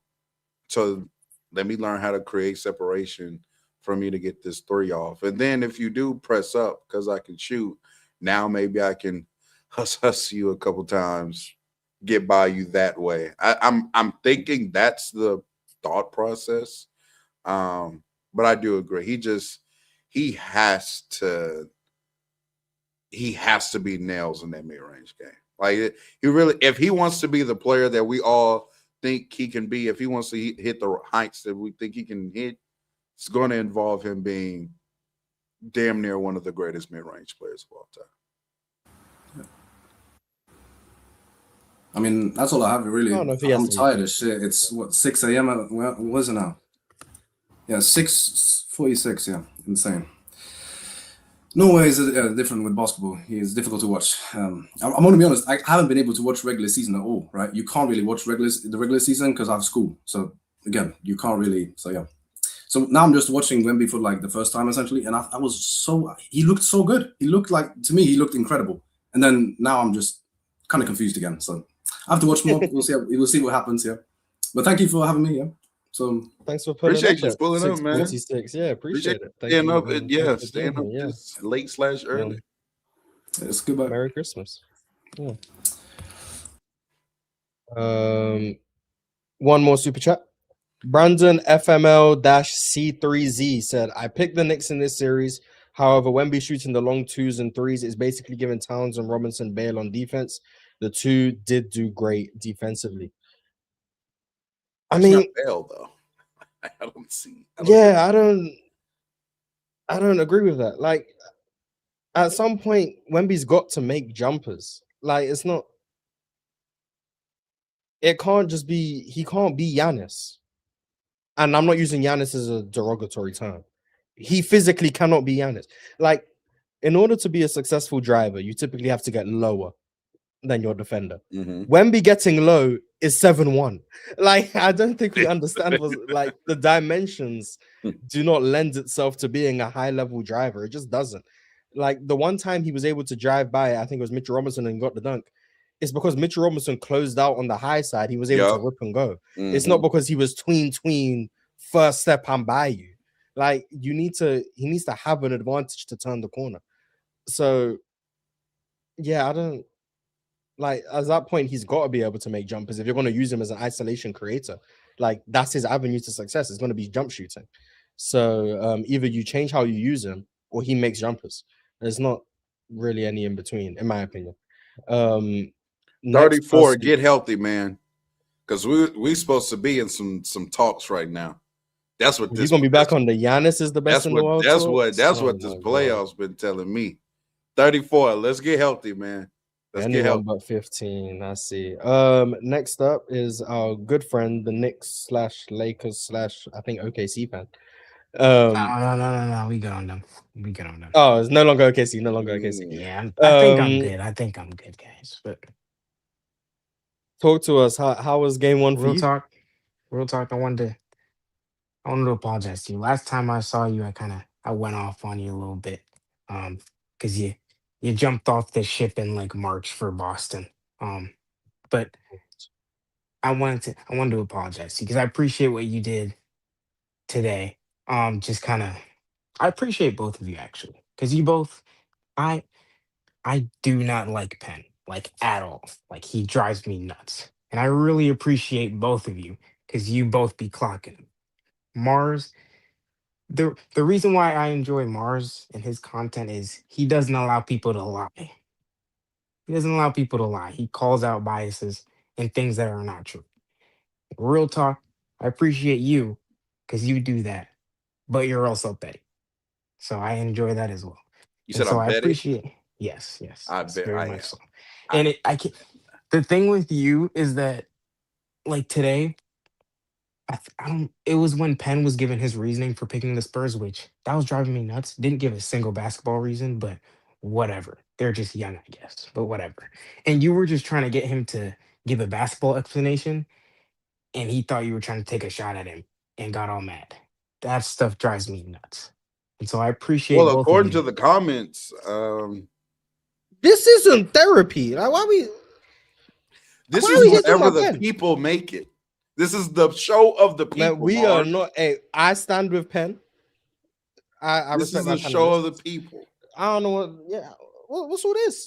I just don't appreciate when people just lie or just don't like say what's actually happening, in my opinion. Or when people's like that super chat you just read, that guy saying basically how Wemby taking long twos and threes is giving Cat and Mitch bail. Maybe it's because he can't get to the paint. I agree. I don't Mhm. think I it's agree. giving them bail. Like my thing with like I'm off OKC because I kind of knew Shea had flaws in his game. I didn't know it was this bad though. But like Mm. I'm at the point now with Victor. He's so flawed offensively. It's to the point where like if the person guarding him is 7 foot and has 30 pounds on him, he can't get to the paint. And he is no post game right now, in my opinion. Like it pretty much was just face ups. And I mean they're giving him off ball action to get into a face up. And then he can't really do anything outside of that. He had Cat looking like an all defensive player. I don't know. I've been playing good defense all 4 rounds in the And it's playoffs. Like, interesting to me because all I heard all year was that the Cat and Brunson pairing on defense is detrimental and it can't work. And it's been working for like 2 months now. So That is true. and like yeah, And because it's maybe because Cat's Cat been a good isn't as defender. Yeah. negative as some people because I want. don't think It's you can not. you just There's haven't been able no. to Cat attack has him. not been a negative. Like undeniably, He's been if great. Not Carl even good. Anthony He's been Towns was great. not Carl Anthony Towns, like let's say he didn't build himself a bad defensive reputation, Mhm. people would just say he's a good defender. Like that's what Yeah. he's been in the playoffs, and even to close the regular season, like the last I'll just say post All-Star break, like his defense was good. So I think we just Or got to bare give Cat minimum, it wouldn't be looked at like, oh man, this is some concern. yeah. That How do you like, win with this defender? yeah, it's like, There's yeah, it there's wouldn't no. be. Yeah. Cat's been a good defender, and like I mean, obviously people saw it in the playoffs when he matched up with Jokic, but like you still saw the flaws in terms of like his off-ball defense and his ability to guard in space. But like you still saw he had like redeeming qualities on defense. Now this year he's been like just like a legitimately good defensive player, at least in terms of how the Knicks use him. So I think like we gotta give Cat his credit. Now, is he gonna defeat the narratives against him in terms of a defender? I don't know, because I don't know many people that have managed to overcome you're a bad defender narratives by the time they're 30. You kind of just deal with that for the rest of your career. But he's doing a pretty good job. I think so. I Shout will out to Cat. say that's something that intrigues me, I guess, with basketball discourse is like how I feel like we pick and choose when like playoff samples matter and regular season samples matter. Because like I'll bring Shea for example. Like I was one that said like Shea was my best in the world until the Spurs series. Oh my god. All right. Oh, okay. He was my best in the world for like 2 months. It's kind of been Wemby since like March, but I kind of This just man actually gave Shay it is to him. getting pity best in the world. But This is so it was tough. not pity. He had it on lock from like January to like January 22nd. Anyway, He had but it on I mean, lock for if I 3 call weeks. him best in the world right now, it would just be off of, yeah, I I guess, don't know how you respect. Pity. could, That's what it'll be. in It'll my be a opinion. pity best in the world. Yeah, That's what you guys are doing. but it intrigues me that like he gets it kind of based off his regular season stuff and his playoff stuff. I mean, it's kind of starting to matter more now. But then like just for the cat defensive, like his defense reputation, like he's kind of known as a bad defender, more so because like how it translates in the regular season. But then in the playoffs, he's been good to great in my opinion for like the last like 4 years, in my opinion. So like that interests me. Not gonna lie, it pains me to say this. I love you, Josh Hart, but either shoot the ball or sit down. And I I hate on love Josh the Hart after rebounding. today. I love the rebound. And I literally said I That shit wasn't not gonna. sustainable what he did today. I'm with young man. I'm not gonna lie, bro. Mars Way to make it 15. work He's not today, doing that. He's not doing that. but I'm sorry. He's I not. know. but It's I not. agree. some gotta. He had a like he had about as impactful as a game you can have if you're Josh Hart without scoring the ball. Correct. Like he had an A+ Josh Hart non-scoring game, but And it was hard for me had a good game. because I came into the series like he's the X factor. Like the quicker he makes threes, or the quicker like Landry makes threes, the quicker Wemby gets off him. And I literally spent the whole game cursing him out, like the entire game, just cursing him out, because it's to the point where like, bro, I get you can't shoot, but like this, oh, I'm gonna just like turn down a wide open three and just dribble into the paint, run back out. Here, Jalen. Oh, I'm getting it back now with 6 seconds left, doing the same thing. Here, Cat. I'm like, at some point, you just gotta sit down. And then the thing with it is, and like real talk, you had said like kind of at after like halftime, you got a little bit worried. It was 50-63 in my opinion, I think, or not my opinion. I think it was 50-63, and that's when I was like, I almost went and turned on Love Island because I was like, Josh is unplayable, Landry's too small, OG looks shook, Cat is now starting to pick up fouls, Jalen looks shook. I was like, there's too many things going against us.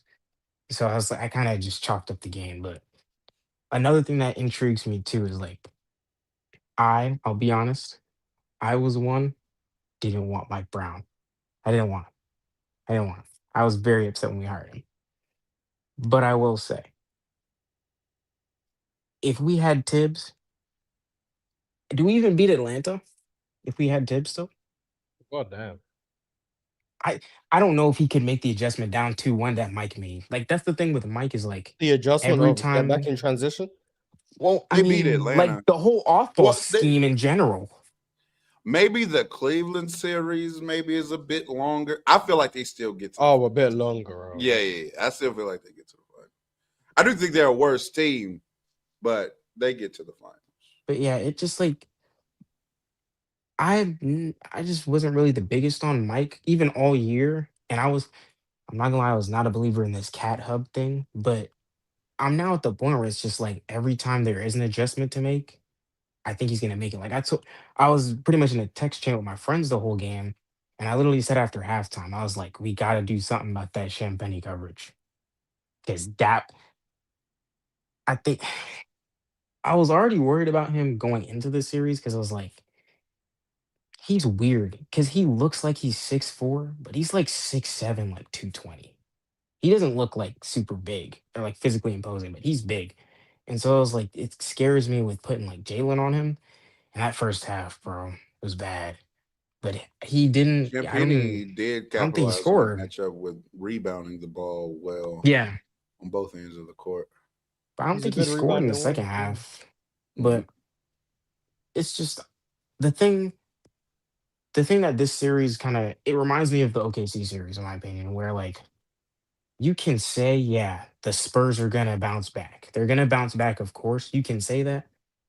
But my thing with bouncing back is like there are some advantages that we have that aren't gonna go away. Like there's some physical advantage. Like Wemby's not gonna just magically get 40 pounds on him. Like OG's not gonna get smaller. McCall's not gonna get smaller. So it's like my thing with the OKC series was like they're just too small. Like Harper, Steph, and I can't even say De'Aaron. I'm so good on him. He needs to go. Like just he's so in Dylan's way. I'm so off of him. I'm so off of him. Like, and I don't. Yeah, I'm ready That for was him to another go thing back too. to another franchise, so y'all can stop hating.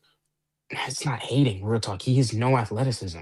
And the thing with him having no athleticism is like when I mean right now because of his ankle, because of his ankle, because of his ankle, because of his ankle. Chill.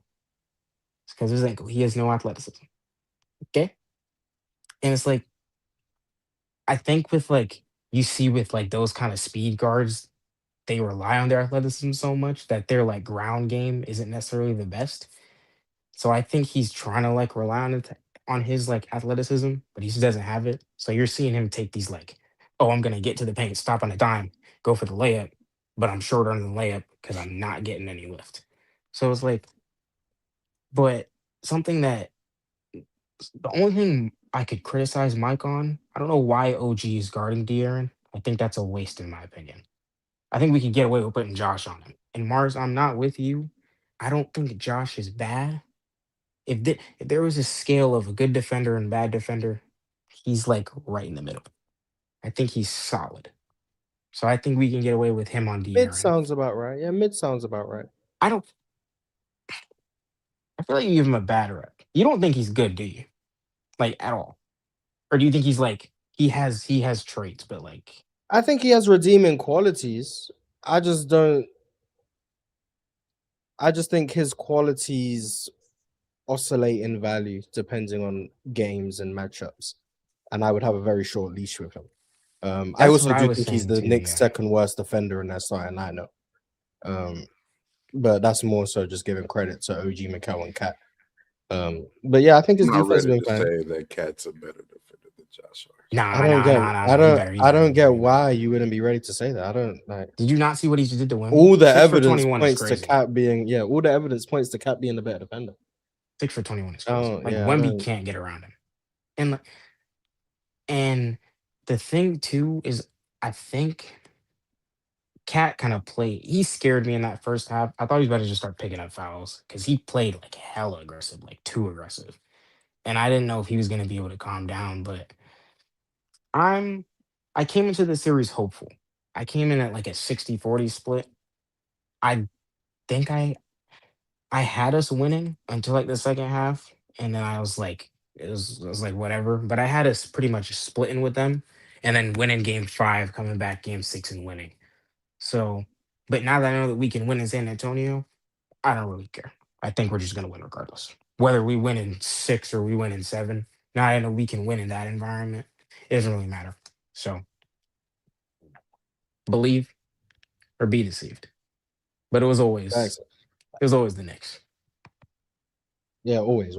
I never heard you root Knicks for in any other 6, team. man. Yeah, facts. I will be there at the Stop that, parade. Mars. Yeah, I will be there Stop at the that. parade. But it's fine. Just because I'm a Knicks and a Lakers fan, I ain't been a Lakers fan since like April, bro. Like we good on that. We good on that. Braun, not gonna lie. Question for y'all.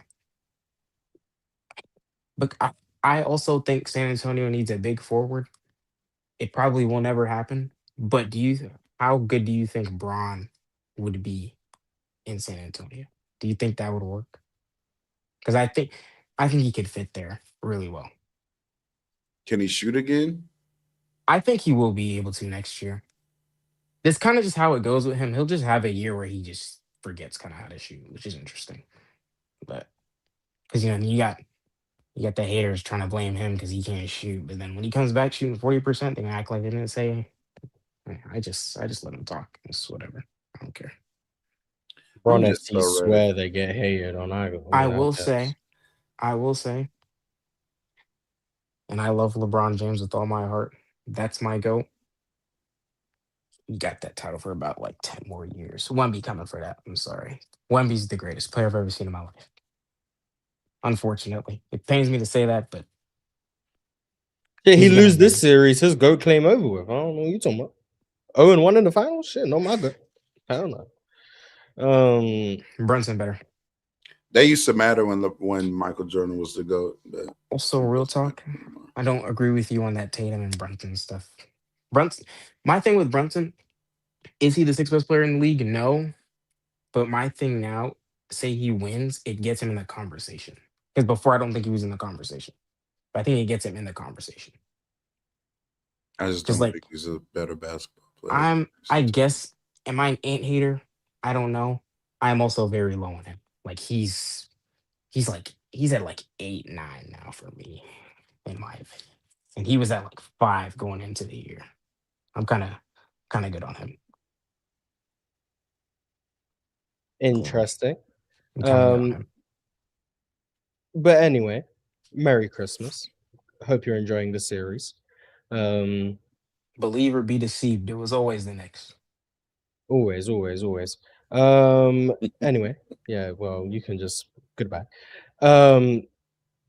Super chats. Rodell with a super chat said the playoffs are lucky Luca was injured these playoffs. SMH. Real talk, are you going to DreamCon this year? And Penn has motion if he's got this much hype. Are you going to DreamCon? I'm thinking about it. I may pop out. I know there are going to be a lot of creators in Houston at the time. I'll probably be doing something with Let's Keep It a Buck while they're out here for DreamCon. Yeah, maybe. John Buka or Buka, I don't know. Mars, thoughts on England's World Cup 2026? Jude or Rogers? Thoughts on Trent being left? In my opinion, Trent is way less valuable as a player in a 7-game tournament competition. Yeah, I don't care that Trent was left.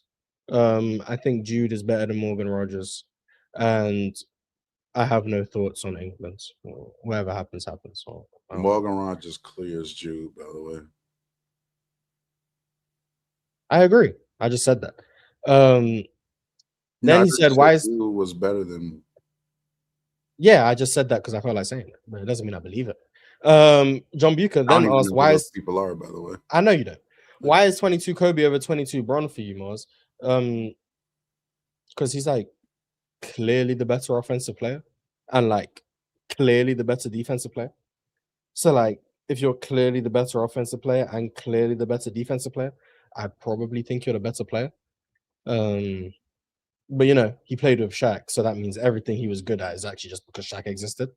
So you can't actually say 22-year-old Kobe is better than 22-year-old LeBron, because look who was on 22-year-old LeBron's team. Ignore all of the flaws because they only exist because his team sucks, and ignore all of Kobe's strengths because they only exist because he had Shaq. So it is what it works. But yeah, I implore you, go watch 2001 Kobe and go watch 2007 LeBron, and tell me who you think is better. Anyway, next person up, Damani, I think is how you say it. Yeah, you said it right. You said it right. Am I good? Yeah, you are good. All right. How are we feeling? I feel like I live in New York, so it feels amazing to see the Knicks win today.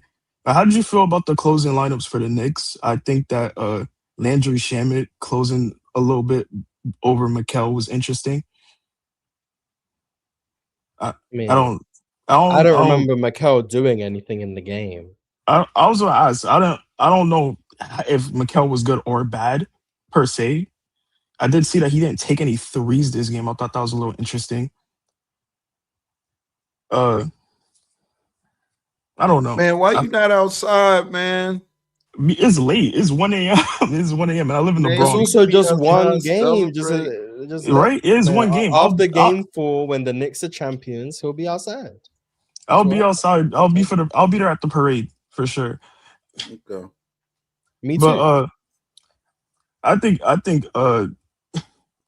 that this was a very ugly game. I mean, a lot of people already said the points I was gonna say, but I think that I don't know. This is a very ugly game for both teams. I feel like I think Mitch Johnson could have been so much better with rotations too. Those Harrison Barnes minutes were very disgusting. I think that De'Aaron Fox. I won't say that he shouldn't be in the starting lineup, but uh, it's getting really close to De'Aaron Fox not having to start. He was really bad this game. Uh, I don't know. This is a very nasty game. I think that the Knicks do also have a lot of stuff to clean up. I think that defense was defense in the first half wasn't that good for most of the players on the court.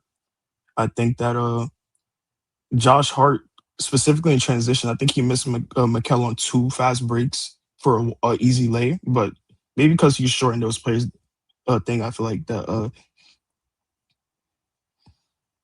Yeah, The I don't. benching Fox thing is like, I think people say that and then kind of forget what Stephon Castle looks like. Yeah, that's why I'm like, I'm not completely off of him not being in the starting lineup because I know Castle has turnover problems, but Fox didn't really look good at all. I mean, Stephon Castle had a really quiet 17 points, but the stuff that he was really good at, he was good at today. He played good Yeah. defense today. Yeah, he played good defense today. You guys do realize Dylan Harper's the best guard on the team, right? Like you guys. Yeah. Cool. I mean, I'll let y'all get that off right now. I get it. I mean, De'Aaron is like, I'm not as high on De'Aaron as like most people I speak with, but I also just like don't care that much, and that's not the same Donovan Mitchell thing that I do. It's just like I think De'Aaron's cool. I just think a lot of people probably just expect him to be better than I think he is. So because I don't think he's as good as other people, I just don't. He doesn't really disappoint me. Like Game 7 he had against OKC, I thought he was really good, and I gave him his credit. Tonight I think he was bad, but it's like I don't think he should come off the bench. I think his value in terms of not turning the ball over is necessary for this team. I also think that he was able to get paint touches today. That was valuable. And I also think he was fine defensively. So ultimately, to me, he's just like another one of their 3 guards, who has redeeming qualities and he has flaws. And some games he's going to be bad, and some games he's going to be good. Same thing with Stephon Castle, and same thing with Dylan Harper. If they all play well in the same game, great. If they don't, it just happens. I'm just on the side of today when De'Aaron's playing badly and Harper's playing amazing. Play Dylan Harper more minutes. That's my biggest issue. But it's not like should De'Aaron star or whatever. That's kind of inconsequential to me. And I also understand the politics of sports. I mean, the guy's making what 40, 50 million. Yeah, he's going to start. He's going to start. Like, to me, I'm benching Stephon for a Harper. I definitely think that. I mean, I'd bench Vassell before I bench either one of them. Yeah, I think Harper should have closed the game. Personally, I think he should have closed it. I think his defense was good. I think that. And yeah, also about Wemby, his clutch, like that last like 4 minutes outside of that 3 that he had was really disgusting offensively. I hate seeing Wemby outside the paint, isoing, trying to twing cross like he's Kyrie. I really do not like when Wemby does that. I feel like he could have been so much better in those last 5 minutes. And who do y'all have winning game 2?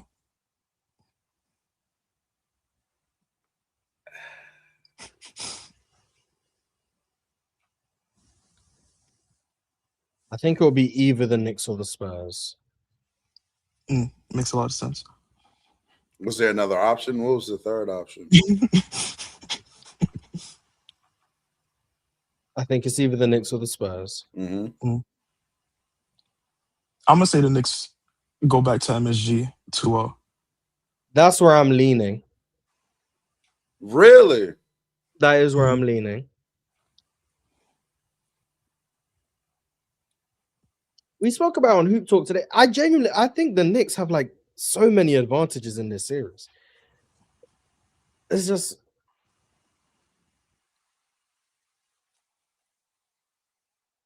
I'm hoping for Spurs to win, so it's tied 1-1. So I'm Okay. gonna pick the Knicks and hope I jinx them. But yeah, I do think that this is the worst game the Knicks will play because, again, Brunson 30 points on 31 shots is still nasty, and I think that Mikel could be more impactful instead of just being there. I do think that this Josh Hart game isn't a fluke per se. I feel like he still got the rebounding, but I do agree with Real Talk with the dude who was here before. He like him running to the paint, then going back to the 3-point line, passing it out. That was really Oh man. aggravating. Like Oh man. he does that so much. It's so aggravating, and just like yeah, like you guys were saying earlier, the Knicks like every time I looked at the shot clock, it was like within 3 before the Knicks would take a shot in like a lot of those possessions. It was really weird offense. So I feel like Mike Brown will definitely like try to clean that up and make sure that they get better offense with Josh Hart on the floor. I know it's hard to like coach a Josh Hart on offense per se, but I feel like there's things that he could do to speed up the game a little bit because I do think that the Knicks were definitely like stalling on a lot of possessions. I think the Knicks, there was a stretch. I don't know if it was.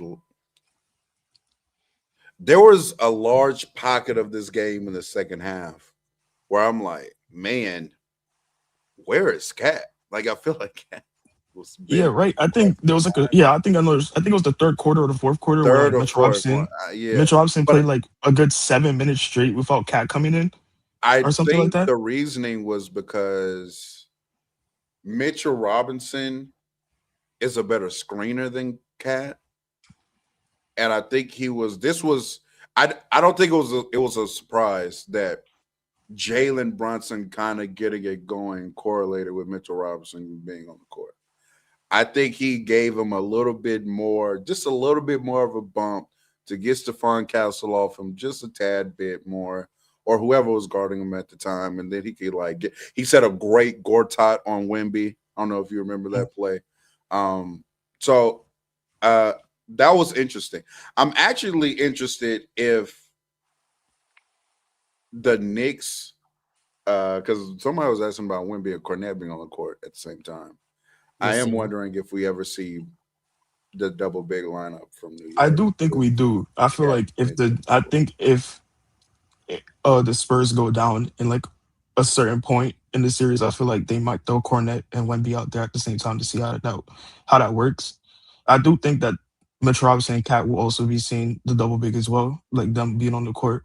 So I feel like that's going to be like a very interesting like stretches of basketball when that comes out. I think we might see that game 3 or maybe like middle of game 2. I feel like that might happen if the Spurs do go down in a hole. I feel like that might be something Miss Johnson does. I'm going to pick the Spurs to win game 2. I'm not confident in that pick, but I will say, I asked Mars earlier, like, what is it going to be for Wemby to have like this better game? But now that I think, like, I do think he'll have good games in this series. I just don't know if it'll be sustainable. So I'm going to just say that Victor probably has a big pop in game 2, where he probably hits some of these threes and stuff like that. Because he typically has a really good game after having a bad game. It's kind of been his MO in these playoffs. Probably bounces back, has a big game. San Antonio wins. If they don't win the big Wemby game, though, I think the Knicks will win. There hasn't been a game in the play. There hasn't been a big Wemby game in the playoffs that they haven't won. Yet. Right? Yeah. No, they haven't. Yeah, no. That will be concerning.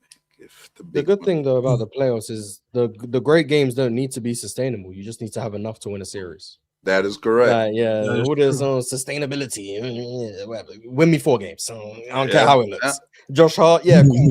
Have an unsustainably great game. If you win us a game, you win us a game. Yeah. So yeah, we'll see. I can definitely see a great Wemby game in game 2. I can also see a Wemby stinker in game 2. We'll see what happens. Was there anything else you wanted to get off the mind? No. Real talk. You gonna be in New York when the parade happens?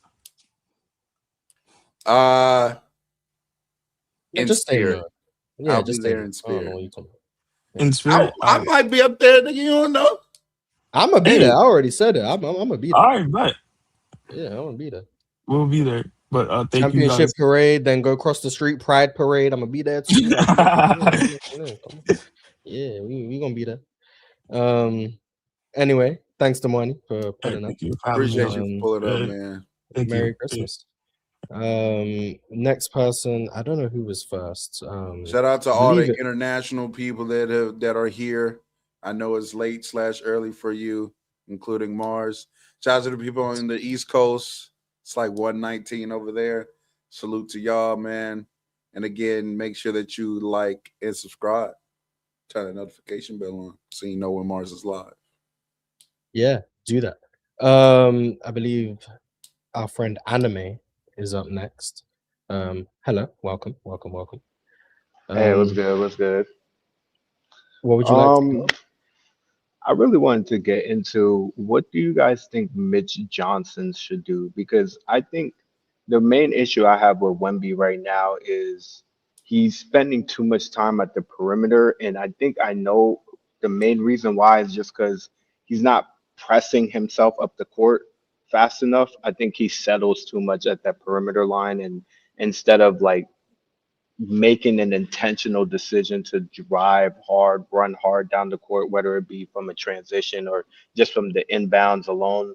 Because the main issue with Wemby is because of his slight frame, he's not able to deal with bigs who have bigger frames. That's why the difference with Chet and iHeart was the frames basically. Like iHeart just has a wider body, so he's able to impede Wemby's range of motion better than Chet is. And I think that's going to be the real big difference between that series and this series. There's no small frame big that Wemby could bully.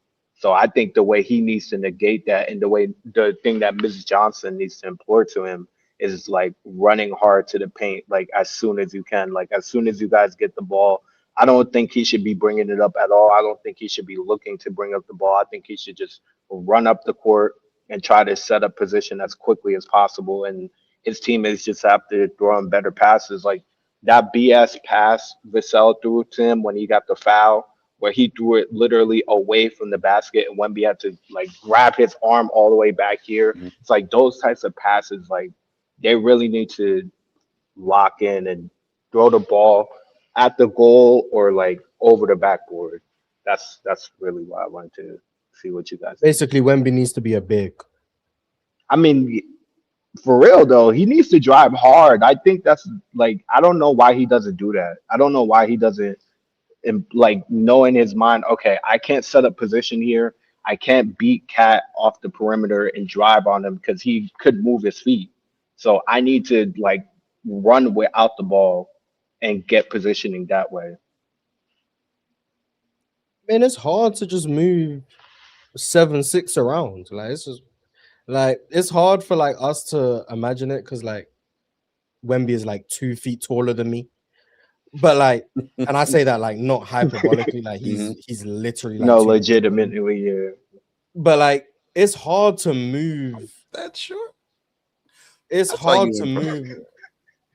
Yeah, it's hard to move that much around and then run hard for 40 minutes a game. Like it's hard to do that. I do think he can make a more conscious effort to try and beat guys like Cat and Wemby, Cat and Robinson down the court.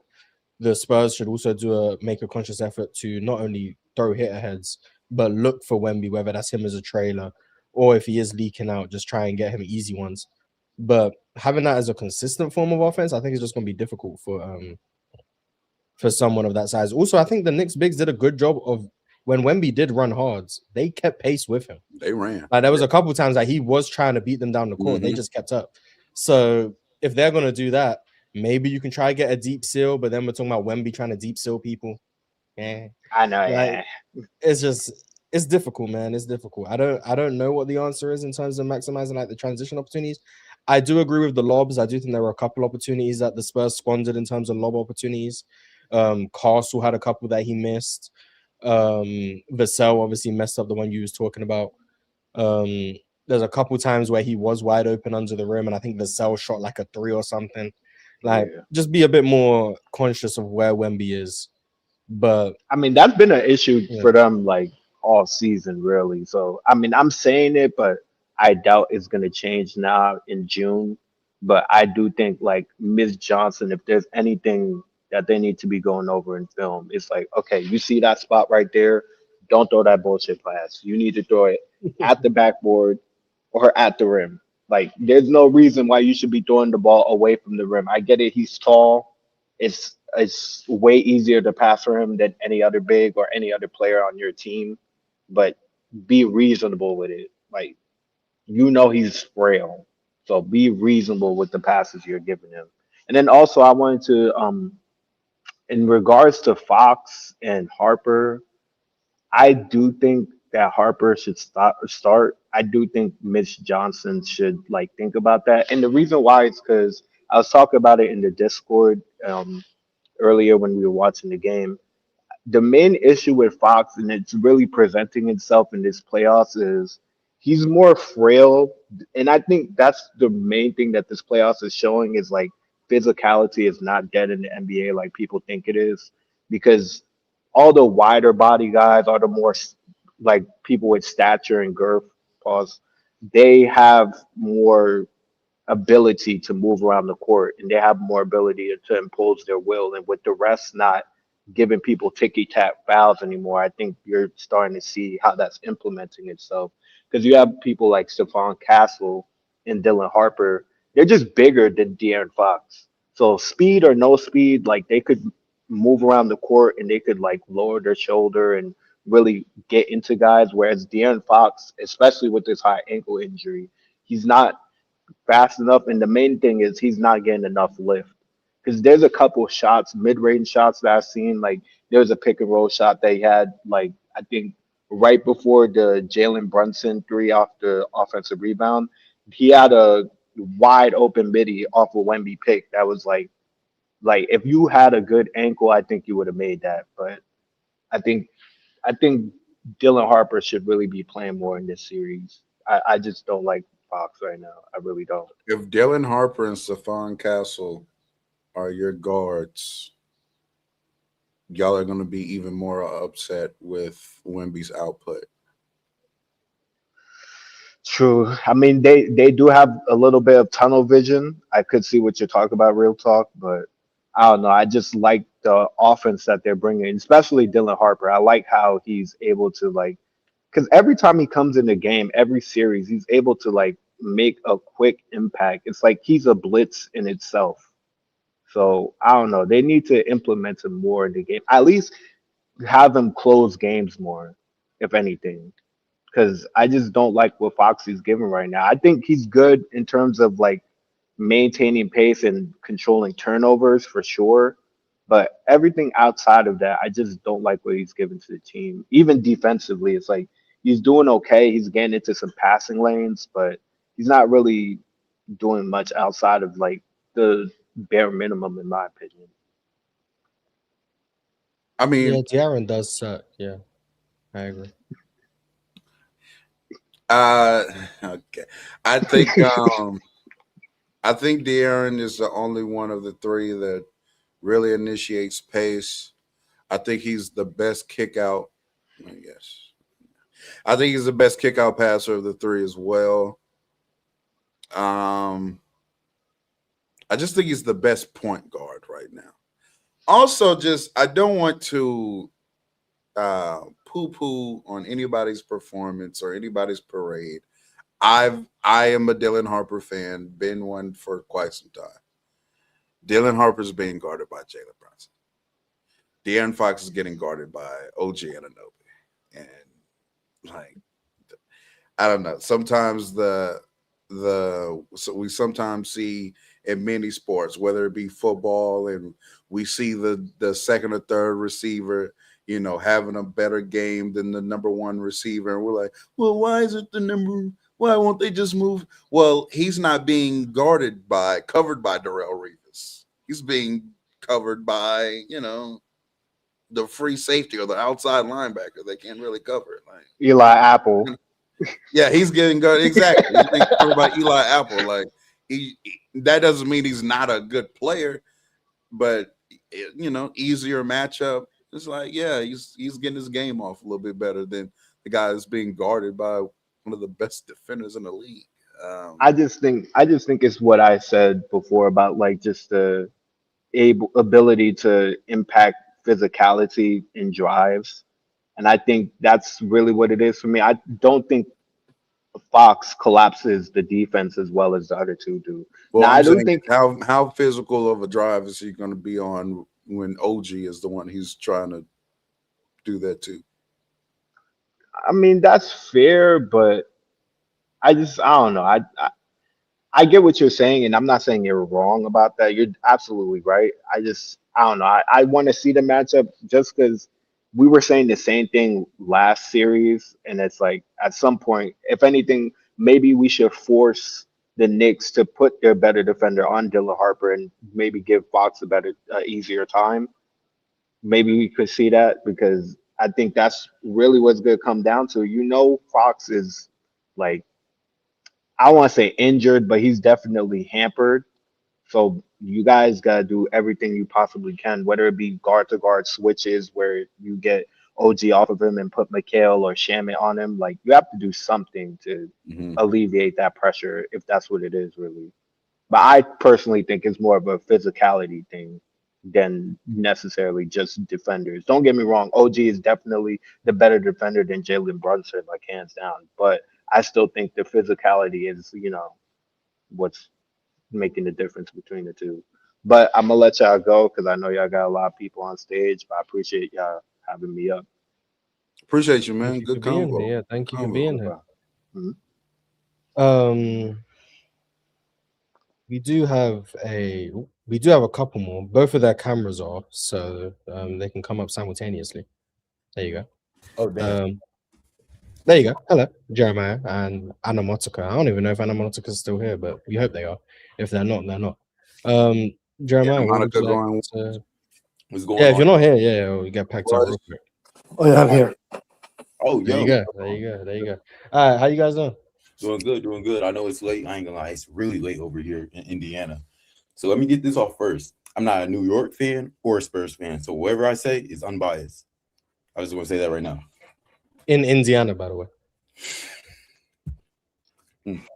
Yeah, true. But yeah, I'm gonna be honest. I was kind of disappointed in Fox, but I wasn't surprised, honestly. I kind of figured that he was going to struggle, especially coming off of that game 7 that they had against the Thunder. He didn't look the best then, and I didn't expect him to do much better, especially with the wing defenders on the Knicks, such as McHale and OG. But I expected him to do better, though, but not really. But at the same time, Dylan Harper was a great surprise. I thought he was going to struggle more on the final stage, especially over Fox, but I guess I was wrong. That sucked. Jalen Brunson, he didn't have the best game, but he did what needed to get done to get the win tonight. So got to give him props there. Wemby, I need him to not chuck up 9 threes again. I just need him not to do that. I don't care how he got to get his buckets, but just not 9 threes. Like you're taking as many threes as your 3-point specialist on your team who took what 10 tonight or 11. It was somewhere around there. Champagne 10. Yeah, he took 10. It's crazy. And what else do I want to say? Stephon Castle is shooting freaking fly swats out here, just air balls. And man, I want the Spurs to win, but if the Knicks win this, man, I don't want to see them win one before Indiana.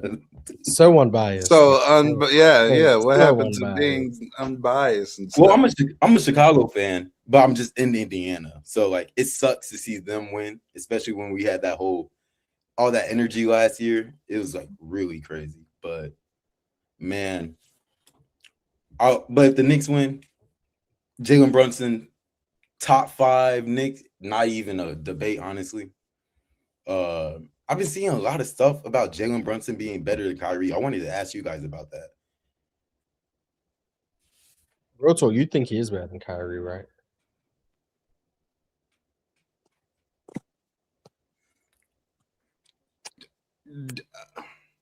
Come on, real talk. Define better. Okay. Man, you just said he better than Steve Nash 3 days ago. You know about to tell You me don't know if Kyrie I better than think Steve Kyrie Nash. might be better than Yeah, Steve you know about Nash. to tell me Steve Kyrie Nash. better than Steve Hey, Nash. You know about to tell me hey, Kyrie better than Steve man, Nash. we just didn't get our opportunity. But I'll leave my real opinion of Kyrie Irving out of this, right? Oh, 'Cause Why you're not better than Isaiah Thomas? Who? He is Celtics Celtics. IT. He talking about 5'9" Isaiah Thomas.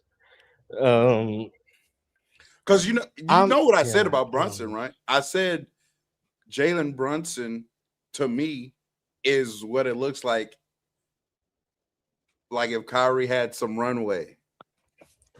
I'm not mad at If that. Kyrie had some runway I'm not to mad have at his that. own team. Like Whoa, hold he on. only got what 2 years of that? But he couldn't handle it. His body couldn't handle that. His body couldn't handle being the first option. Let's be honest. His body gave out multiple years. I mean, I'm not gonna say his body gave out because he couldn't handle being the first option. I think Kyrie's just injury prone. Yeah, he's just injury prone. Yeah. And like that's part of it. Yeah, durability. I get it, but You gotta be able to carry that load, man. you I don't think know, a man. peak Kyrie could do Oh wait, something to what no. Jalen Brunson is doing on this specific roster? I think Kyrie can.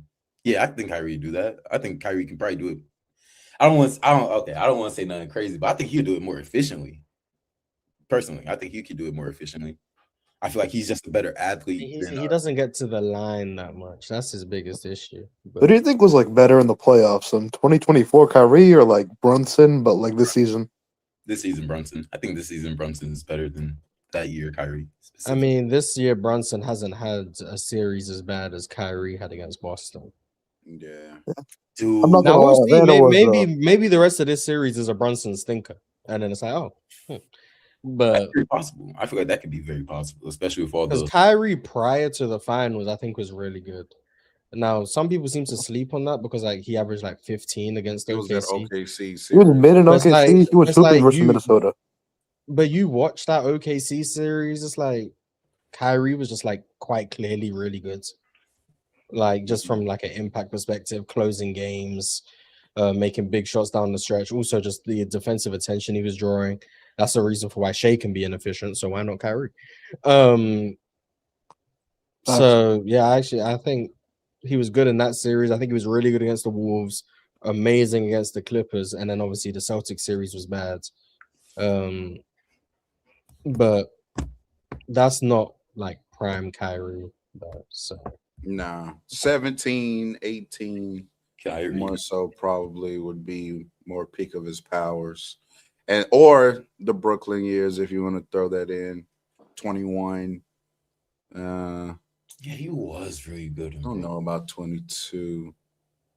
I remember when he. I think Kyrie Irving is an amazing basketball player. I'll say it like this: Kyrie Irving for sure is one of the best basketball players I've ever seen in my life. Definitely. So that's not really a question.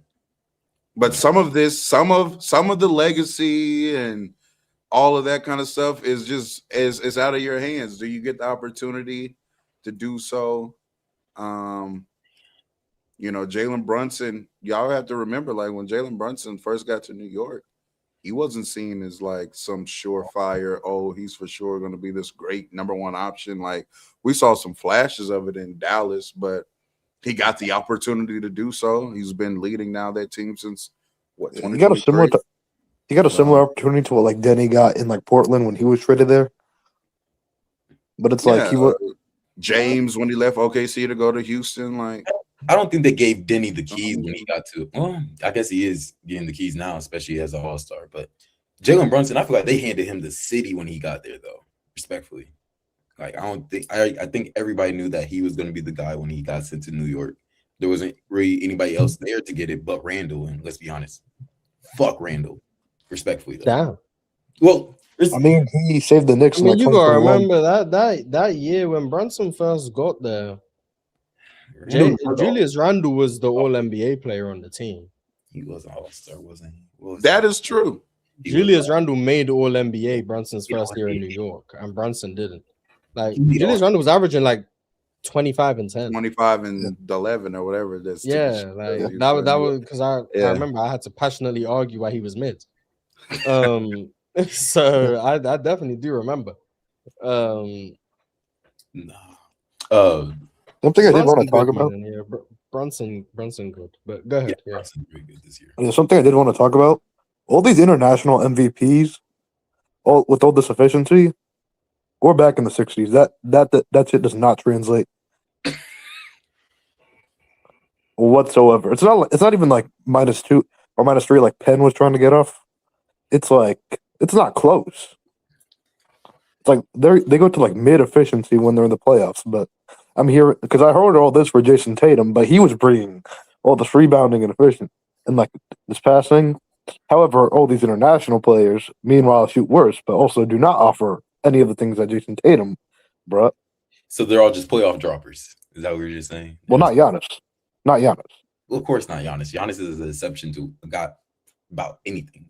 Jokic and Luka don't rebound in the playoffs. Oh no, they don't. They just didn't do it as well. I mean, they did, but like, I think he's just saying that they do it less efficiently, pretty much. or right? I mean, also the defense and stuff. I mean, yeah. Also, like the defense, they don't offer. I don't know. What he's It's also been like the umpteenth time that also Jaylen Brown has been kind of kicking his ass lately. Jaylen Brown. Why we get Jaylen Jaylen Brown? I thought we were talking about international players. Oh no, but like, oh no, I'm kidding. I'm sorry, but I really just want to talk about none of that efficiency really translates to the playoffs. Whenever they have to go up against somebody who's like their size but like athletic, I don't really love them. I mean, I hear it. Yeah, I think I actually agree. There's also just not many people whose efficiency does travel to the postseason. I just think athletes just being a Like better. we're out here praising Jalen Brunson. Like Jalen Brunson's efficiency hasn't exactly traveled. But like once again, I'm not saying we're wrong for praising Jalen Brunson. He's been really good. It's just like 30 shots. if you put Jalen Brunson and Shea's playoff points and relative true shooting on a spreadsheet, and I told you guess who's who based on the PR they've been getting, you'd get it wrong. Like it's quite simple. You would just get it wrong. For sure would. Actually, you know, I actually was looking at Jalen Brunson's series efficiency like the other. It was it today on the panel or the last time I was on the panel? And I wanted to like push prop, and I was like, oh shit. Like even and this is why relative true shooting I think it's not that I think it's flawed. It's just like it can't be the Philly series that Brunson had that we all remember.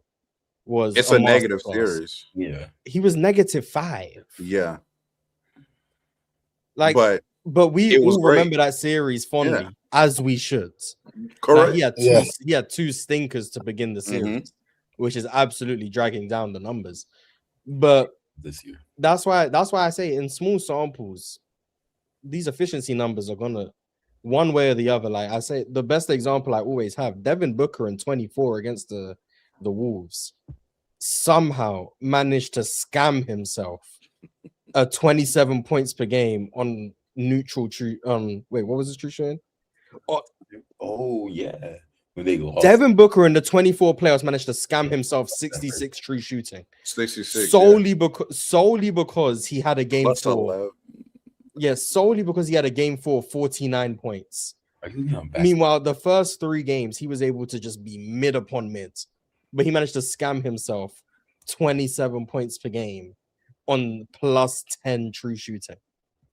Like, you're not about to tell me that was better than what Jalen Brunson did against Philly. It's just not. Yeah, no.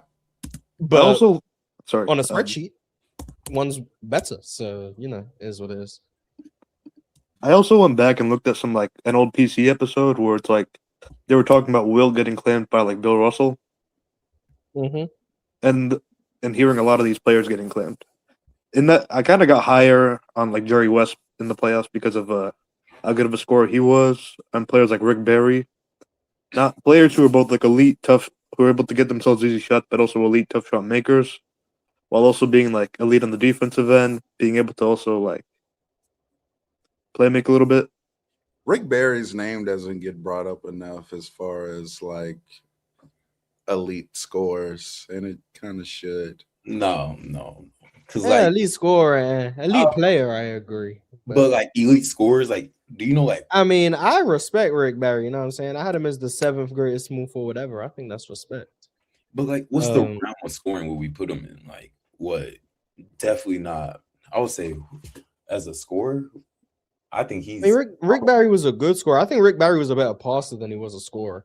But I, I just think Rick Barry was really good. He was also like good defensively too, like really good in the passing lanes, forcing turnovers. Whatnot. Rick Barry was a good player.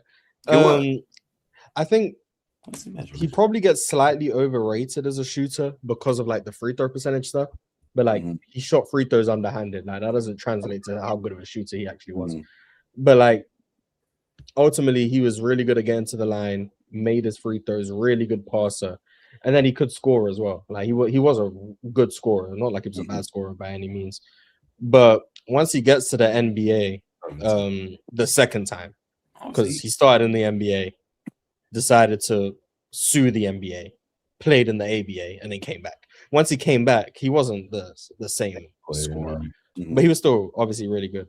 I will say, like, when it comes to like all-time carry jobs for a title, that 75 title doesn't get acknowledged a lot. I think it's because it was the 70s, but Absolutely, that's why it's in the 70s. yeah, that team had, quite frankly, no business winning a championship. But shout out to Rick Barry doing what he does. Didn't expect to talk about Rick Barry today, but, you know. So he didn't play from. Oh yeah, Mars. He's a good player. Yes, hello. Oh, yes, sir. Who do you rank higher all time, or who do you rank higher as a player for like peak season? 25 Shea or like 09 D Wade? I didn't know about Rick. Or like the playoffs. My fault. Who are the players? Right. He said like 25 D Wade and Shea. Wade. For like they're like for how much you value their game in the playoffs. I'll never call Shea better than Dwayne Wade ever again. Oh, you did it before? You said you did. You did that. Yes, he did. I said I don't even know. I think I said I might consider it, but it was like I feel like it was early this season. I remember watching. You were manipulated by the regular season too? Yeah, I'm so comfortable in having Dwayne Wade as my third best guard ever. Yeah. These international players get guarded well in isolation. All of a sudden, never before seen coverage. They have seen never before seen coverages.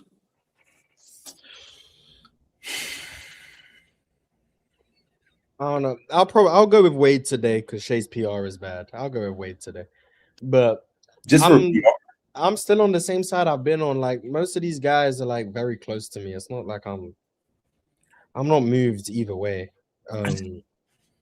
I just feel like D-Wade can I feel like he just will himself in a game more than SGA. If he's not hitting shots or if he's getting, I don't know. I feel like I know this is you guys were having a whole argument about this earlier this year about athletes. Just being an athlete in general gives you that boost. I feel like when it comes down to the middle of a game, honestly, because what's stopping you? Like, how do I put this? He's just a better player than Shea. He's a better defensive player than Shea. He is. He's a better clears as a passer and playmaker. Clears, yep. Clears. And as far as clears, I feel like clears scoring translating to the playoffs. Well, I think the scoring, I feel like he's a better scorer because he can get above the rim. But if we're talking about peak D Wade translating to the offs, assuming it wasn't much offs 09 and 2010, yeah, you're saying that. Yeah. Hey, he translated for a 12-game sample. Yeah. I mean, it's not his fault that his team was ass. I agree, it's not his fault, but I'm also like, have you watched that 09 Heat Hawk series like recently? Like at all? Not recently, no. Like D Wade is amazing, but like he also did just take a lot of jump shots. And he's not that good of a jump shooter. So like he was liable to have a 7 for 23 game. And despite all that, rim pressure, he gets downhill. It's like, yeah, but there was also plenty of occasions where he actually just didn't get downhill and then just shot an 18-footer and missed. And like there was games in that series that you can check it. Like he shot like 9 threes in a game in 09. Dwayne Wade. What business does Dwayne Wade have shooting 9 threes in a game? And that wasn't just a one. That series was 7 games. I think you can find like 3 or 4 games. Same way to shooting 7 plus threes. Like these games happen. I think a lot of D Wade's playoff scoring translation is, I'm not going to say heavily carried, somewhat heavily carried by what he did to the 2010 Celtics, which was amazing. They also got run out the gym, but that's not his fault. But that Hawks series, which is in my opinion in his best ever year, he wasn't just this inevitable get downhill every single time score, as like no guard ever really is. Like at that point, you're gonna have to make jumpers. Yeah, you're And gonna have to sometimes make and jumpers. sometimes he just didn't, Wow. and like that's part of it. So what I'm saying is basically his consistency was also questionable. I just looked at Dwayne Wade. Like this is Dwayne Wade. Now once again, small sample because they played one series each year. Mhm. You know he led the playoffs in 3-point attempts per game both of those years. Didn't he shoot well in one of them though? He shot well in both of them, 36% and 40%. I'm not saying he didn't. I did not think. I'm saying, did you know Dwayne Wade led the playoffs in 3-point attempts? I actually do remember. I didn't know he led the league, but I do remember that he did shoot more threes because I remember I was looking at this for some reason. That's Just his Now, stats. 09 is carried by 2 games in which he went 6 for 10 and 4 for 8. So it definitely did a lot of heavy lifting in those 2 games. But it is what it is. That's how averages work. Because then the 4 games following that, he proceeded to shoot 27% on 6.5 attempts. But it is what it is. It happens. Very small sample size. Yeah. And then against the Celtics, yeah, he just got on the heat. So one of those games, I want to say game 3, he made like 5 in the 4th quarter. No, game 4, I think. The one they won. Game 3 or game 4, whichever one they won. Yeah, he made like 5 in the 4th quarter. So like he started going crazy. But do you want Dwayne Wade shooting 7.5 threes a game? Probably not. Probably not. And that's something that would happen when. But if he's making them, lackluster spacing. But that's again once again, like in 09, he made them in 2 games, but that didn't stop him from going 1 for 8 the next game, and then 2 for 9 in game 7. What was his 2-point percentage? Or are we just talking about threes? In the Hawks series, he shot 48% on 2s. So terrible. Point is, he wasn't this flawless scorer, which no one accused him of being. But I'm just saying, yeah, like there were also we also questions. had, Dwayne Wade, so that's what I'm saying. less shooting. Dwayne Wade shot 54% at the rim in the 09 playoffs. Dwayne Wade. Less shooting talent around. Yeah, they just clogged the rim. That kind of stuff. Also, like what was leading they the clogged league? the rim. I'm just gonna touch my eyes at this point. As you Dwayne should, Wade as you should. I'm not saying is D a Wade is better worse than basketball Shea. player Yeah, than Shea I'm not saying he's not. I'm just saying I feel like sometimes with players who played a while ago, their flaws and the things that they would be accused of, they would never do this. It's like, oh yeah, well actually they did do this, and like there's tangible evidence of them doing it. So, and that's what I'm saying. I'm not saying you do that. How much tangible evidence is there of Dwayne Wade not being able to get to the rim? Yes. Not much. No. Because even in 09, when I said he was inefficient, even when he's shooting jumpers, he's still getting to the basket. Yeah, he's still able to get to the rim in most matchups. Now, if you fully try and clog the lane, stuff's gonna get difficult. I would be curious to see how he that is more. I mean, can your teammates hit shots and stuff to open some stuff up for you? Same thing applies to Shea. No, absolutely. Alex Caruso, though. But man, Alex Caruso also happened to Shea was 14 that game. Beat Stephon Castle off the dribble. Couldn't. He couldn't. Yeah, he couldn't. And that's the athletic tools we was talking about. But anyway, we kind of started rambling about. We did. Wade, yeah. Shea. I was doing so well. I was gonna get us out here on time, and then yeah. I see someone backstage. Cole, I apologize. You came way too late. I'm not. That's life. I'm not gonna be on time next time. I don't know what to tell you. We good, man. Jeremiah, Anna Montaka, appreciate you guys pulling up. Thank y'all, man. Thank you. Sleep. Merry Christmas. Merry Christmas. I'll see y'all tomorrow on PCL. There you go.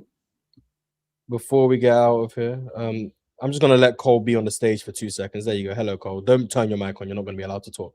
But there you go. Goodbye. Anyway, super chats, and then we'll get out of here.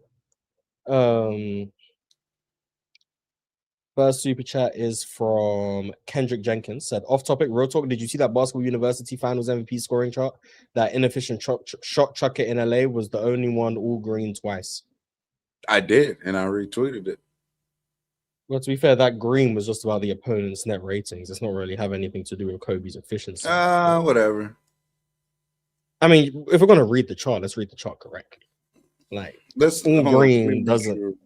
Yeah, all green doesn't exactly mean he was efficient in these series. It just means that was the opponent's net ratings.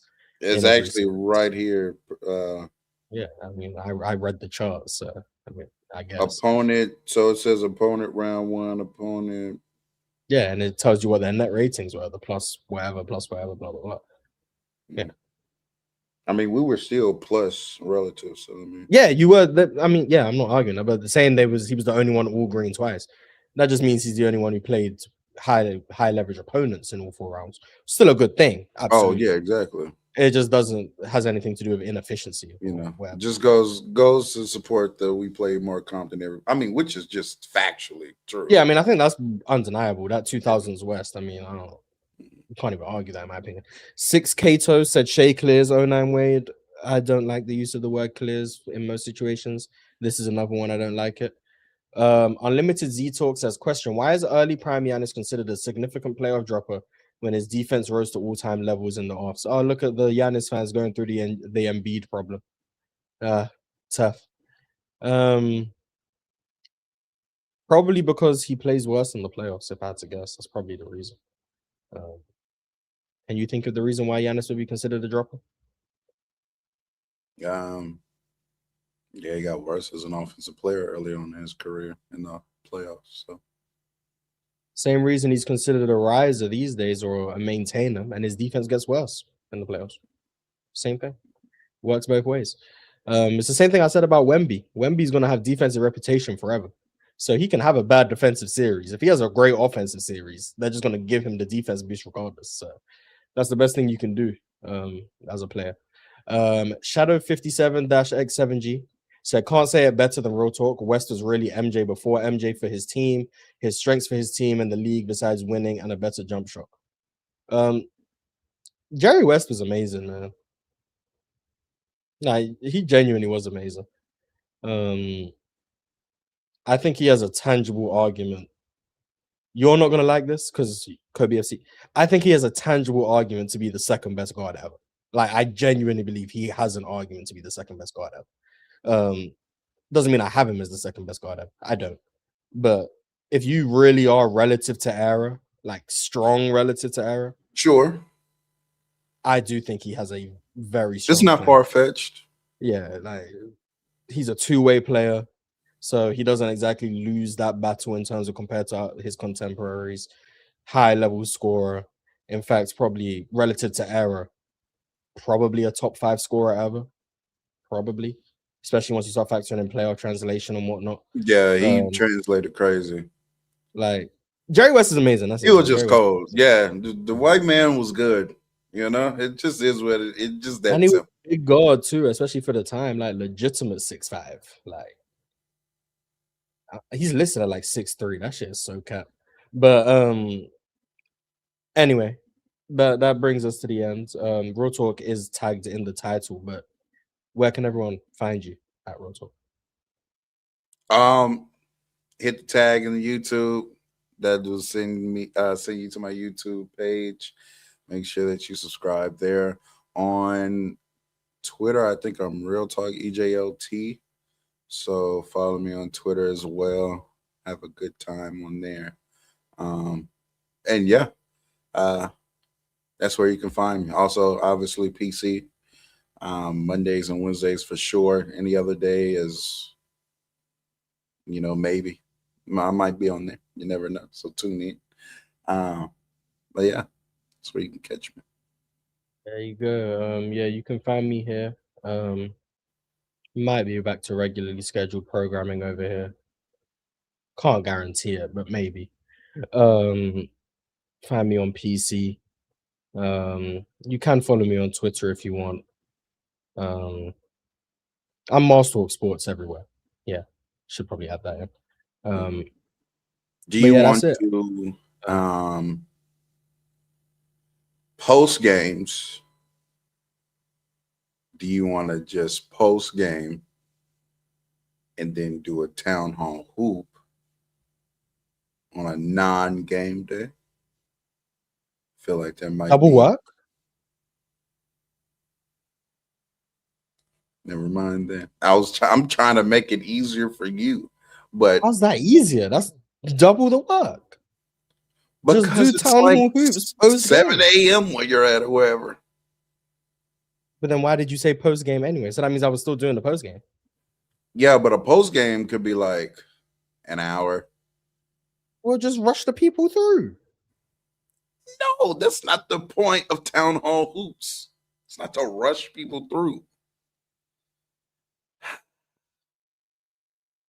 We'll get it together. We'll get it together, chat. We'll get it together. I'm probably pixelated because I'm lagging. I don't know. Anyway, Merry Christmas. Thank you guys for watching. We'll see you here when we see you here. And goodbye, Dad.